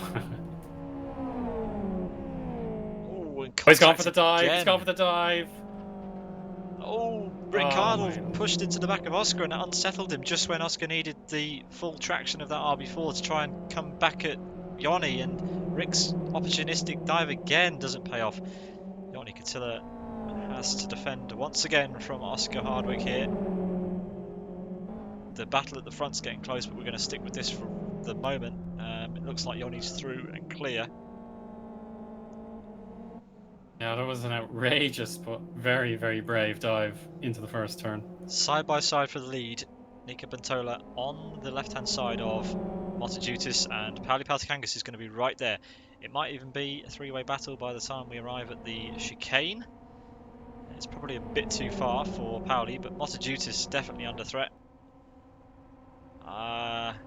Pauli's just going to watch this. We'll see. We thought that about Eoin Katilla, but he didn't. As Nico gets up on two wheels, that's beautiful. What a move. Love to see that. There's your photograph of the day, if anyone caught that. Absolutely. Pauli Peltikangas forced a little bit onto the grass there. Motojutis is struggling. And Eoin Katilla has definitely cleared Oscar, and Oscar's battling now with Rick Cardle. So one XRT doing quite well, the other dropping back down. Rick makes the move on Oscar. That was nice. Yeah, sweet as you like.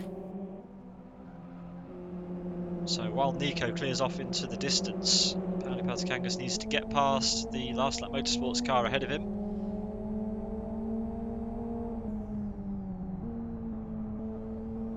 Take a brave racer to try and overtake into that sweeping section.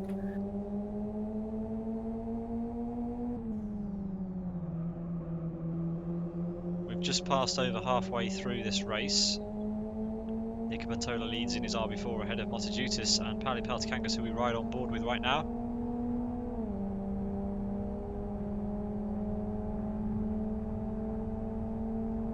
And it looks like Peltikangas has the run. Is it going to be close enough? Nope, he's backing off.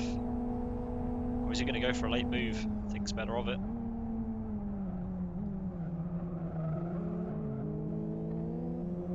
He's going for the move into the final corner This is instead. it, the hairpin. great pass. Well done. P2 for Sidus right now. World Class Lions down in P4. Yoni Katila, after going for a bit of a last minute send on one of the RB4s a few laps ago. Carlos doesn't give up though. He's back in down the inside for turn 1. Oh my gosh, that is very, very well done from Peltkangas. Sorry. Yeah, that's great defense.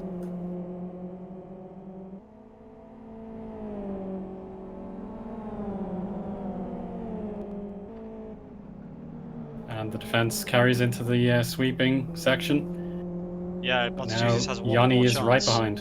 Yeah. All that battling has let Nico get away, and Montejutis needs a good exit. He hasn't got it. Peltkangas had the power down exactly when he needed to. I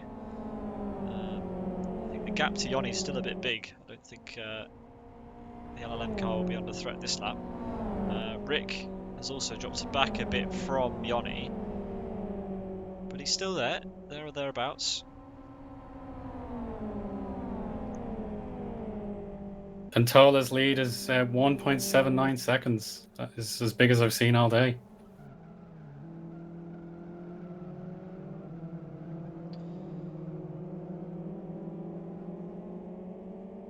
So having led the race early on, Linker's now down to P7, and he doesn't seem to be getting any closer to the back of Oscar Hardwick. Chanturia in P8. He's cleared Sean Lee. Sean Lee's a little way behind him. But yeah, Chanturia stunted again.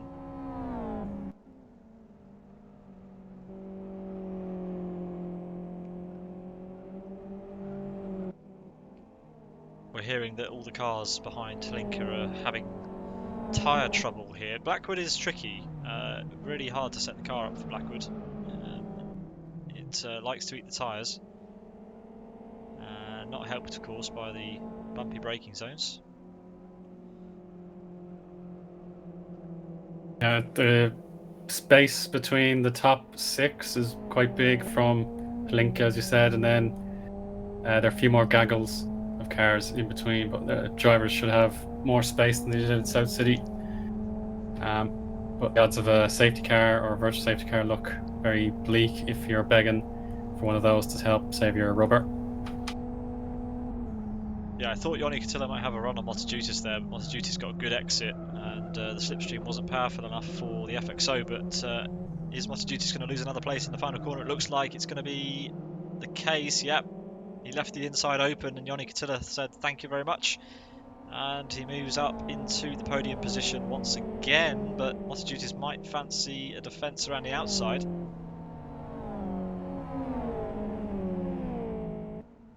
18th position looks to have changed hands. Weber overtakes Villeneuve at the final chicane. It was a slipstream move between the two FXOs.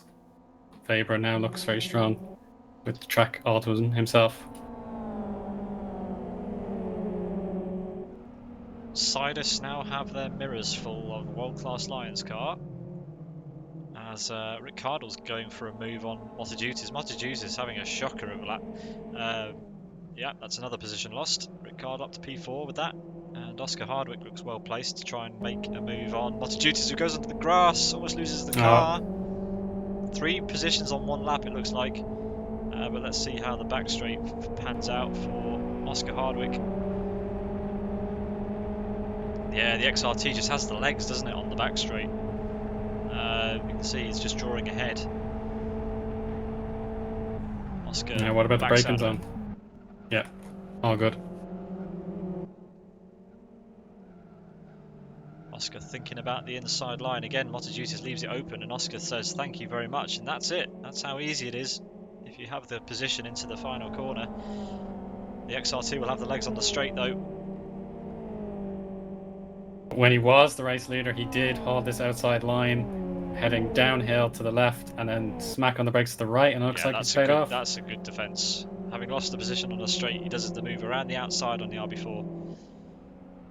Meanwhile, up ahead, the 2 FXOs are getting close again. Pauli Peltkangas is going to be defending from Yoni Katila in probably half a lap.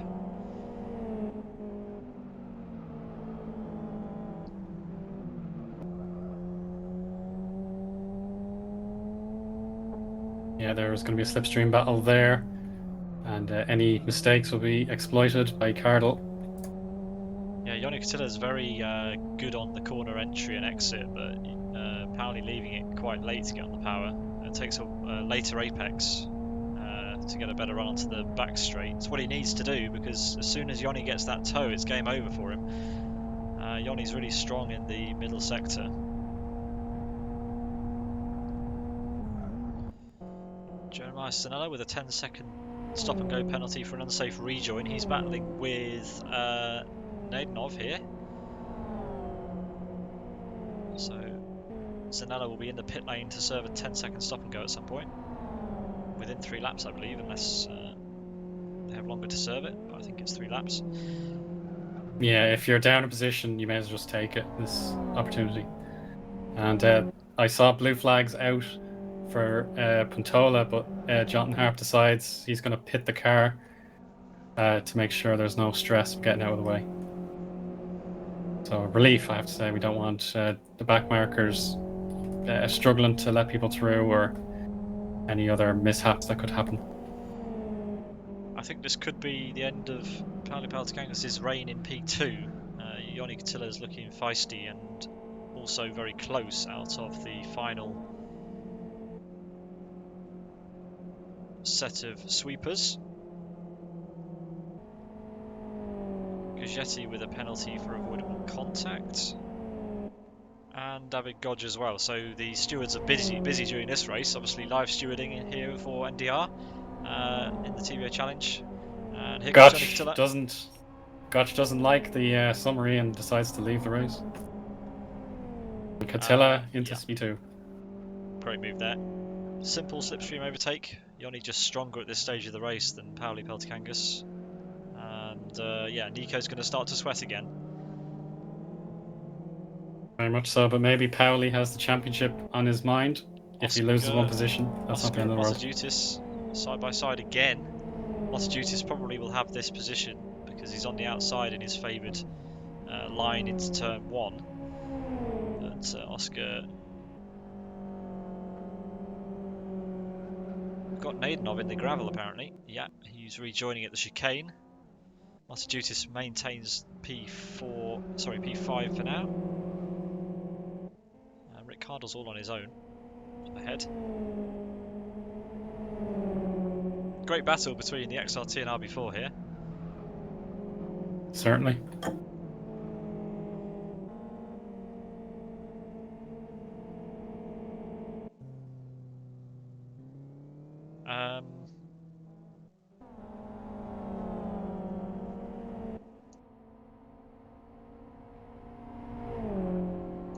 So Zanella will need to stop again for his penalty.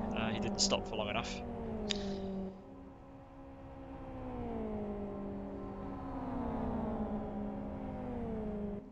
We have, at the end of this lap, 6 laps to go, and only just over a second between P1 and P2. These FXOs are looking racy. Nika Pitola has done a great job so far, keeping that RB4 out front. But how many laps is it going to take for Ioni Catilla to catch up here?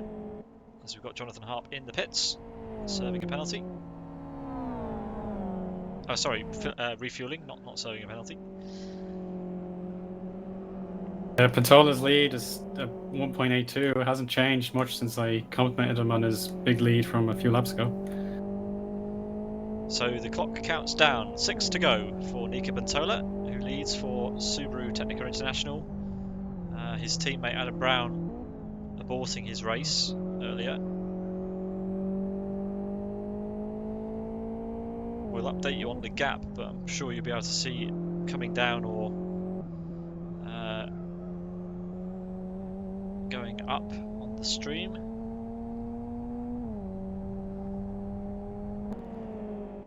Doesn't look like Pauli's got any sort of response to Ioni's pace. Ioni's seriously good in the front-wheel drive FXO. Pauli's also very good, but today is Ioni's day.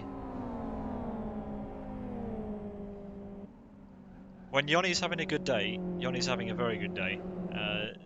It's great to watch. I see what you mean, Pete, yeah. Let's Some see what the gap drivers is at need- the line. Yeah, some drivers just need everything to go their way to unleash their potential, and others can survive even the most stressful situations.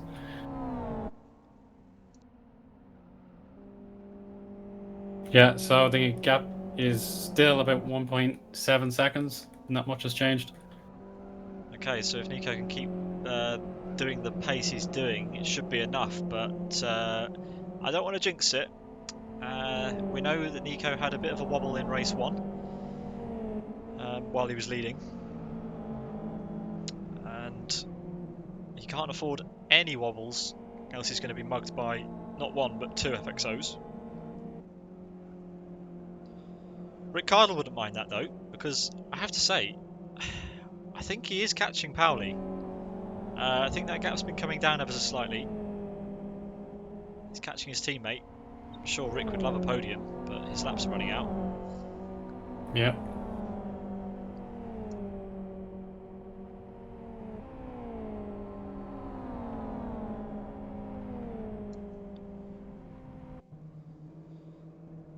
Bozidar Velinov is having a look at the back of a very similarly coloured car, I have to say. They're very, very similar Bulgarian-looking liveries. As Nadenov runs wide, and this is surely going to be Velinov's best opportunity to get past. Currently running P18, side by side now.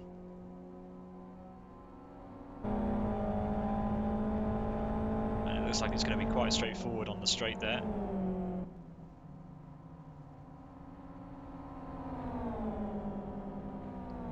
Oh, Nadenov late on the brakes. Velinov having to go a little bit wider onto the entry, but he does get... Oh, or does he? Got a car off. That's Steve Martin letting everyone through. Oh, it's Harp. Sorry, It's Jonathan Harp. Harp. Yep.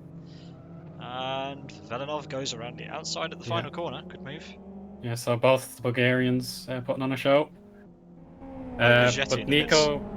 Nico Patola's lead is coming down 10th by 10th. It's 1.2 at the minute, but he's going to have to gain a position or gain a huge chunk, or else it's going to be trouble because Peltkangas is right behind in the slipstream. Yeah, this is great. Wow, Peltkangas. So has he only had an error, or has Peltkangas just Didn't been on a notice he lap? looked good. He was gaining on Yeah. Patola from what I saw. So that gap's come down a lot, and this is great for Nico because if these two start battling with 3 laps to go, wow, what a move there from Peltkangas. Oh, I did not yes. expect to see that. It looked like he was out of the race, kind of being caught by Rick, but Peltkangas had a great lap, and Eoin down to P3 then. If Eoin wants to have a response, he might want to wait until later because they need to work together if they want to win.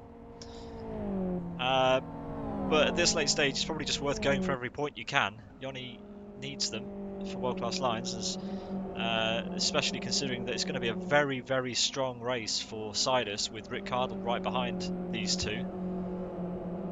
Where's the nearest world-class lines driver to Eoin Katila? Is it Yari or is it Timu? I'll take a look now.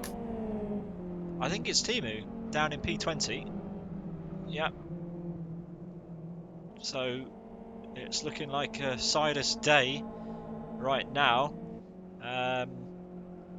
But yeah, don't discount Nico Pantola there for Subaru Technica, driving on his own now after Adam Brown left the race earlier. Looking strong and looking good for the race win right now that these two FXOs are battling behind. Wow, I'm really staggered. Pauli came out of nowhere. Yeah, he did a 125.0 in this last lap, or comes Eoin. 126.0, excuse me, and then Katila was at 126.8. Huge difference. Absolutely brilliant battle here. This is Rick Cardle might be liking the look of this as well. If they can continue battling like this, nose to tail. Nico Patola's checked out again. The gap has gone up yet more as we head to the start-finish line once again. Nico Patola leads with 2 laps to go from Pauli Peltkangas and Eoin Katila. Then it's Rick Cardle, and Mottajute is still defending hard from Oscar Hardwick.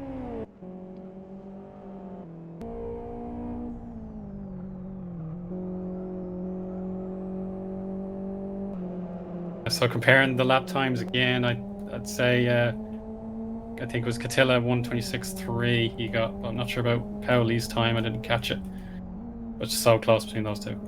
It's almost as though Pauli flicked a switch and said, "Oh, I think I'll go fast now."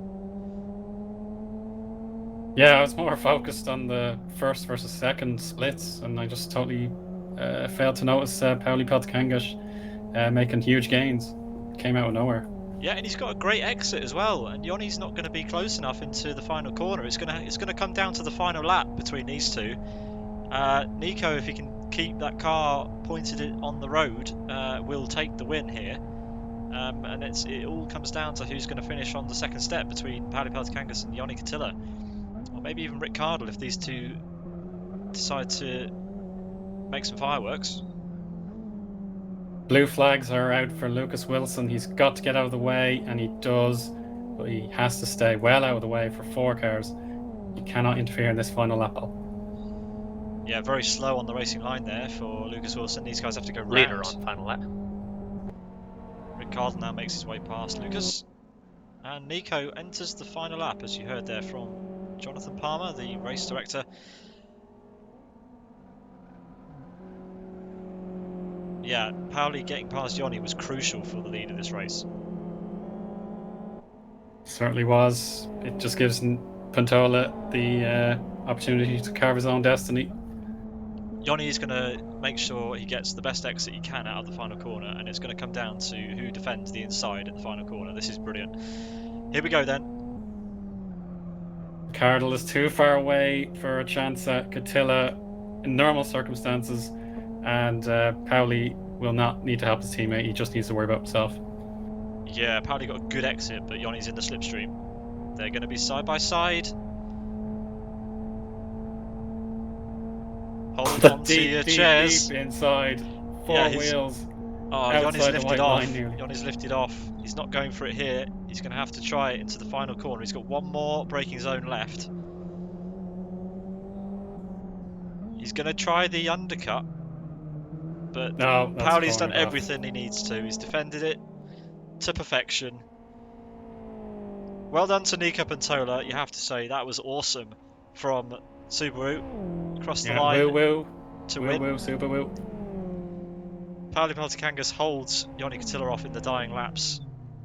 What a race there from Pauli Peltkangas. That's staggering. Eoin Katila does take the fastest lap. Rick Cardle, great result there. Top XRT in P4. Carolus Motojutis fends off Oscar Hardwick to finish P5. Oscar P6. Patrick Kalinka, after getting a great start, just struggled with his tyres and finishes down in P7. Sandro Chanturia P8, Sean Lee P9, Michael Malik P10, Jeff and Jacob P11, Abel Hanouni in P12, Daniel Balla dropping a few places from his result in race 1 in P13. As there was a huge crash across the line there. I think that was between cars 12 and 99, the Bulgarians. Yes. Bit feisty. Von Cesar, finishing in P14. Jürgen Weber for Heroes of Racing P15. Naidenov and Velenov in P16 and 17. Jared Mead and Gorgetti P18 19. Timi Soini, the second of the World Class Lions drivers, in the top 20. Radek Lutsky in P21. Then we've got Jari Katila, Magic, Steve Martin, Sigitas Sakis, Jeremiah Stanella, David Balla, recovering a few places after a dodgy start to this race. Simon Astalkovicius in P28, Tressida P29, Lucas Wilson P30, and Jonathan Harp in P31. So we lost 3 drivers down, from that race. unfortunately. Yeah, but at least he finished. And Yeah, he finishes with kept points. And yeah. We'll chat to him in just a moment, actually. Sorry to Lucas Wilson. As you can see there, the podium has formed. Nico Pantola in the middle. Pauli Peltkangas to his left and Yoni to his right. What an excellent finish to that race. Good work there from Pauli. Great stuff.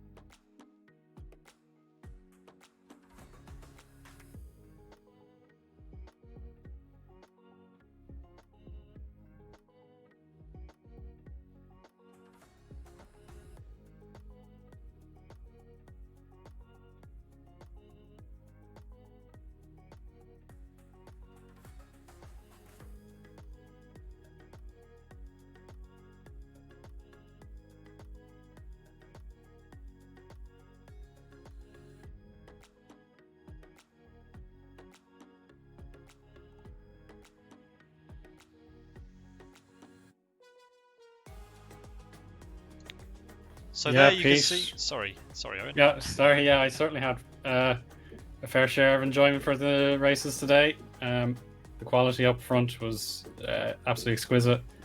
So I say well done to all those drivers.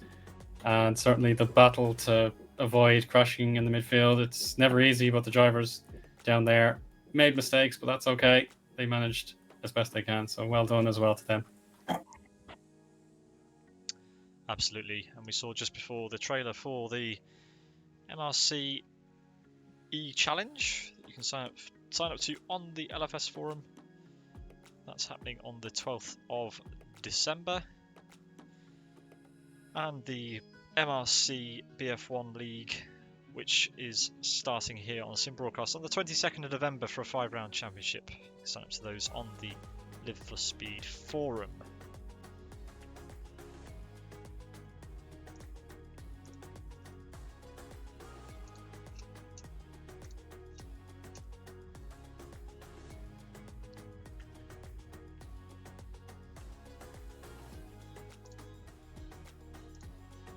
So we have an update for you in terms of the championship standings. Just going to get those to you just as soon as I can.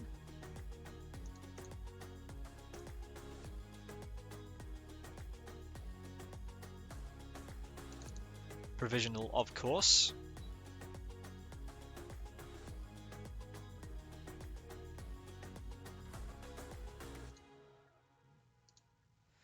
Pauli Peltikangas leads ahead of Nika Pantola now. Sean Lee P3, Yoni Katila P4, Isaac Price drops to P5, Oscar Hardwick P6, Carolus Motojutis after a great result today moves to P7, Daniel Balla still in the top 10 in P8, Ayub El Hanouni P9 and Michael Malik in P10, Sandro Tanturia in P11 and Jared Mead sneaks into the top 12, Bozidar Velanov P13, Jeremiah Sanella P14, Jeffin Jacob P15, Gabor P16, David Godds P17, Rick Cardle P18, Magic in P19, then it's Timu Soini in P20, Kaike Paroppo P21, Yari Katila P22, Jürgen Weber P23 and Felipe Fonseca in P24. The provisional Drivers' Championship standings after round 3 here from Blackwood GP Reversed. Thank you for that, Tilo. That was very quick, putting that together for us. Good job, Tilo.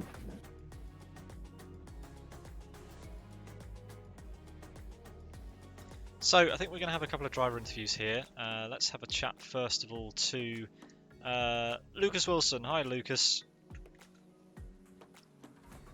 Hello. How are you doing? All right, thank you, Pete. Good. Talk us through your event today. It's safe to say you didn't have the best time out last time, but it looks like an improvement today. Yeah, definitely improvement, even though I've just come off the back of a solo 5-hour, 45-minute endurance race solo, so that was a bit, not feeling 100%. But yeah, had a good event, qualified in a very decent position, I think. Well, some might not say that, but I am quite happy with it. And managed to improve one position during the race with a few battles here and there, which was also good. And got very heated, but was very good nonetheless. And then the feature race, again, went quite well, improved some positions. My front right tyre, I think, looked a little bit hot towards the end, so I did a few laps just cooling it down, and then just went and see what I could do. Well, are you looking forward to the Rockingham round in a few weeks' time? In fact, next weekend. Well, it's a track that I've just recently got, so I barely know the track, so that's going to be a tough one, I think. But as soon as I have some time, I'll crack on and get some practice under my laps, get a few laps, and hopefully I will be good to go. Yeah, hopefully. It's Rockingham ISSC Long next week. We're really looking Right. forward to that one. So yeah, best get some practice at it if you've not driven it before. It's a great track, especially for the TBOs. Okay. Used once or twice in the British Touring Car Championship in cars very similar to what you'll be driving, so it should be a good one. Yeah. Thanks for joining us, Lucas, and best of No luck problem, next Pete. week. Cheers. Take care, Lucas. Bye-bye. let's have a chat to Nico Pantola, who won race 2. Hi, Nico. Hello. What's With up? that result, you move up to P2 in the championships provisionally. How do you feel about that? Yeah, I'm amazed how well my car worked today. I wasn't really expecting like a podium finish on both of those races. But Yeah, my tires managed to hold out pretty well, so it was really fun. Very nice driving, especially at the end there. Eoin Catilla kind of hampered himself by going for a move on one of the RB4s. I think it was Oscar Hardwick actually, which dropped him down a few places. So you must have breathed a sigh of relief at that point. But then he managed to get back through to battle with Botsy, and somehow Botsy got back past. So a bit of breathing room for you. Yeah, once I noticed like I had a 1.5 second lead, I could like just go concentrate on my tire saving. And I could keep it under 80, so I wasn't really at risk at the whole race. Absolutely. Let's have a chat. Let's bring in Eoin Catilla. Eoin, talk us through that second race. We'll go back to race 1 in a minute, but race 2, you went for a move on, I think it was Oscar, quite late, and there was a bit of contact, and that dropped you down, but you managed to get back up to P2 and then lost it somehow to Pauli. Talk us through it. Yeah, actually there was a contact before when Nico passed the, who was it? The P2 archive? Spiky, yeah. Oh yeah. Patrick I Klinker, tried yeah. to to follow Nico through, but he stayed inside, and somehow I don't know, was it lucky, but it put me like wide over the curb, so I lost it there. So yeah, the Oscar fight didn't really matter. But yeah, I managed to come back, and yeah, I had to push quite a lot to catch Nico. I mean, the gap was a lot, and was not so many laps left, but yeah, my front tire couldn't take it too much anymore, so it was better to let Bocci take P2, because he fights for the championship, and yeah, he also gave me that up, so as a thank you. Really? Is that what you're going with? Yeah. Okay. Forgive me if I don't believe you, Eoin, but yeah, okay. Yeah, Pauli Veltikangas does take over the lead of the championship. Eoin, you sit P4 provisionally behind Nico and Sean, but you're ahead of Isaac, who didn't show up for today's racing. But yeah, at least it's a Finnish podium. Well, you sent a Yeah, message on the absolutely, yeah. bumper. He's not able to read that on track today. Yeah, an all finished So podium. why you that's no a good point. pass? So yeah, thanks for joining us for a quick chat, you two. Are you looking forward to Rockingham ISSC Long next weekend? Oh, definitely, it'll be fun. I'm just hoping I won't do like as dangerous passes as I did on the chicane here. But Yeah, it's a simple attack track. Proper touring car track that. Yeah. Owen, you have a question for Nico. Yes, indeed, Nico. It's Owen here. I just wanted to say your qualifying strategy. Was it true you only ran once? It looked like you were fairly happy with your first lap. Oh yeah, actually I did a second lap. Oh, you I did? had to call it out because I did a mistake on the turn, turning into the back straight. So Oh, okay. I just like gunned it at the first lap, and I thought I'd spectate for a while and see if anybody breaks it, and then do a second lap if there's like some worry. But I didn't really expect to be that fast in the qualifying either. It was really amazing how I pulled that lap together in the first try. And Yeah, that's certainly one of the best lap times we've seen this season. So thanks, Nico. yeah, thank you. Yeah, just a quick question from me as well, if you don't mind. Race 1, when you had that Sure. stumble at the final chicane. Oh yeah. Yeah, that was a little bit sketch. Yeah, that was partly my bad because I changed my setup just before the start and I had loosened my brakes up a bit. I completely miscalculated braking or how long the braking distance to that last chicane is. So I binned it twice, and on the third time I managed to find a proper braking spot for it. Yeah, classic LFS things, changing the setup seconds Yeah. before the race. Yeah. Oh well, Well, it that happens. It does. Good job today, guys. Great race, and yeah, well done, Nico, for maintaining that win. It was looking like Eoin was going to get you, but Eoin was, in air quotes, sandbagging to let Botsy get past, apparently. which obviously we don't believe. But yeah, good stuff, Yoni. Good stuff, Nico. Hope to see you next thank you. weekend for round 4. Bye. See you later. We're going to drag in Michael Malik again. Hi, Michael. Hello. So I'll just play the trailer once more for your series, and then we'll have a quick chat about it before we wrap up this evening's stream. Sure.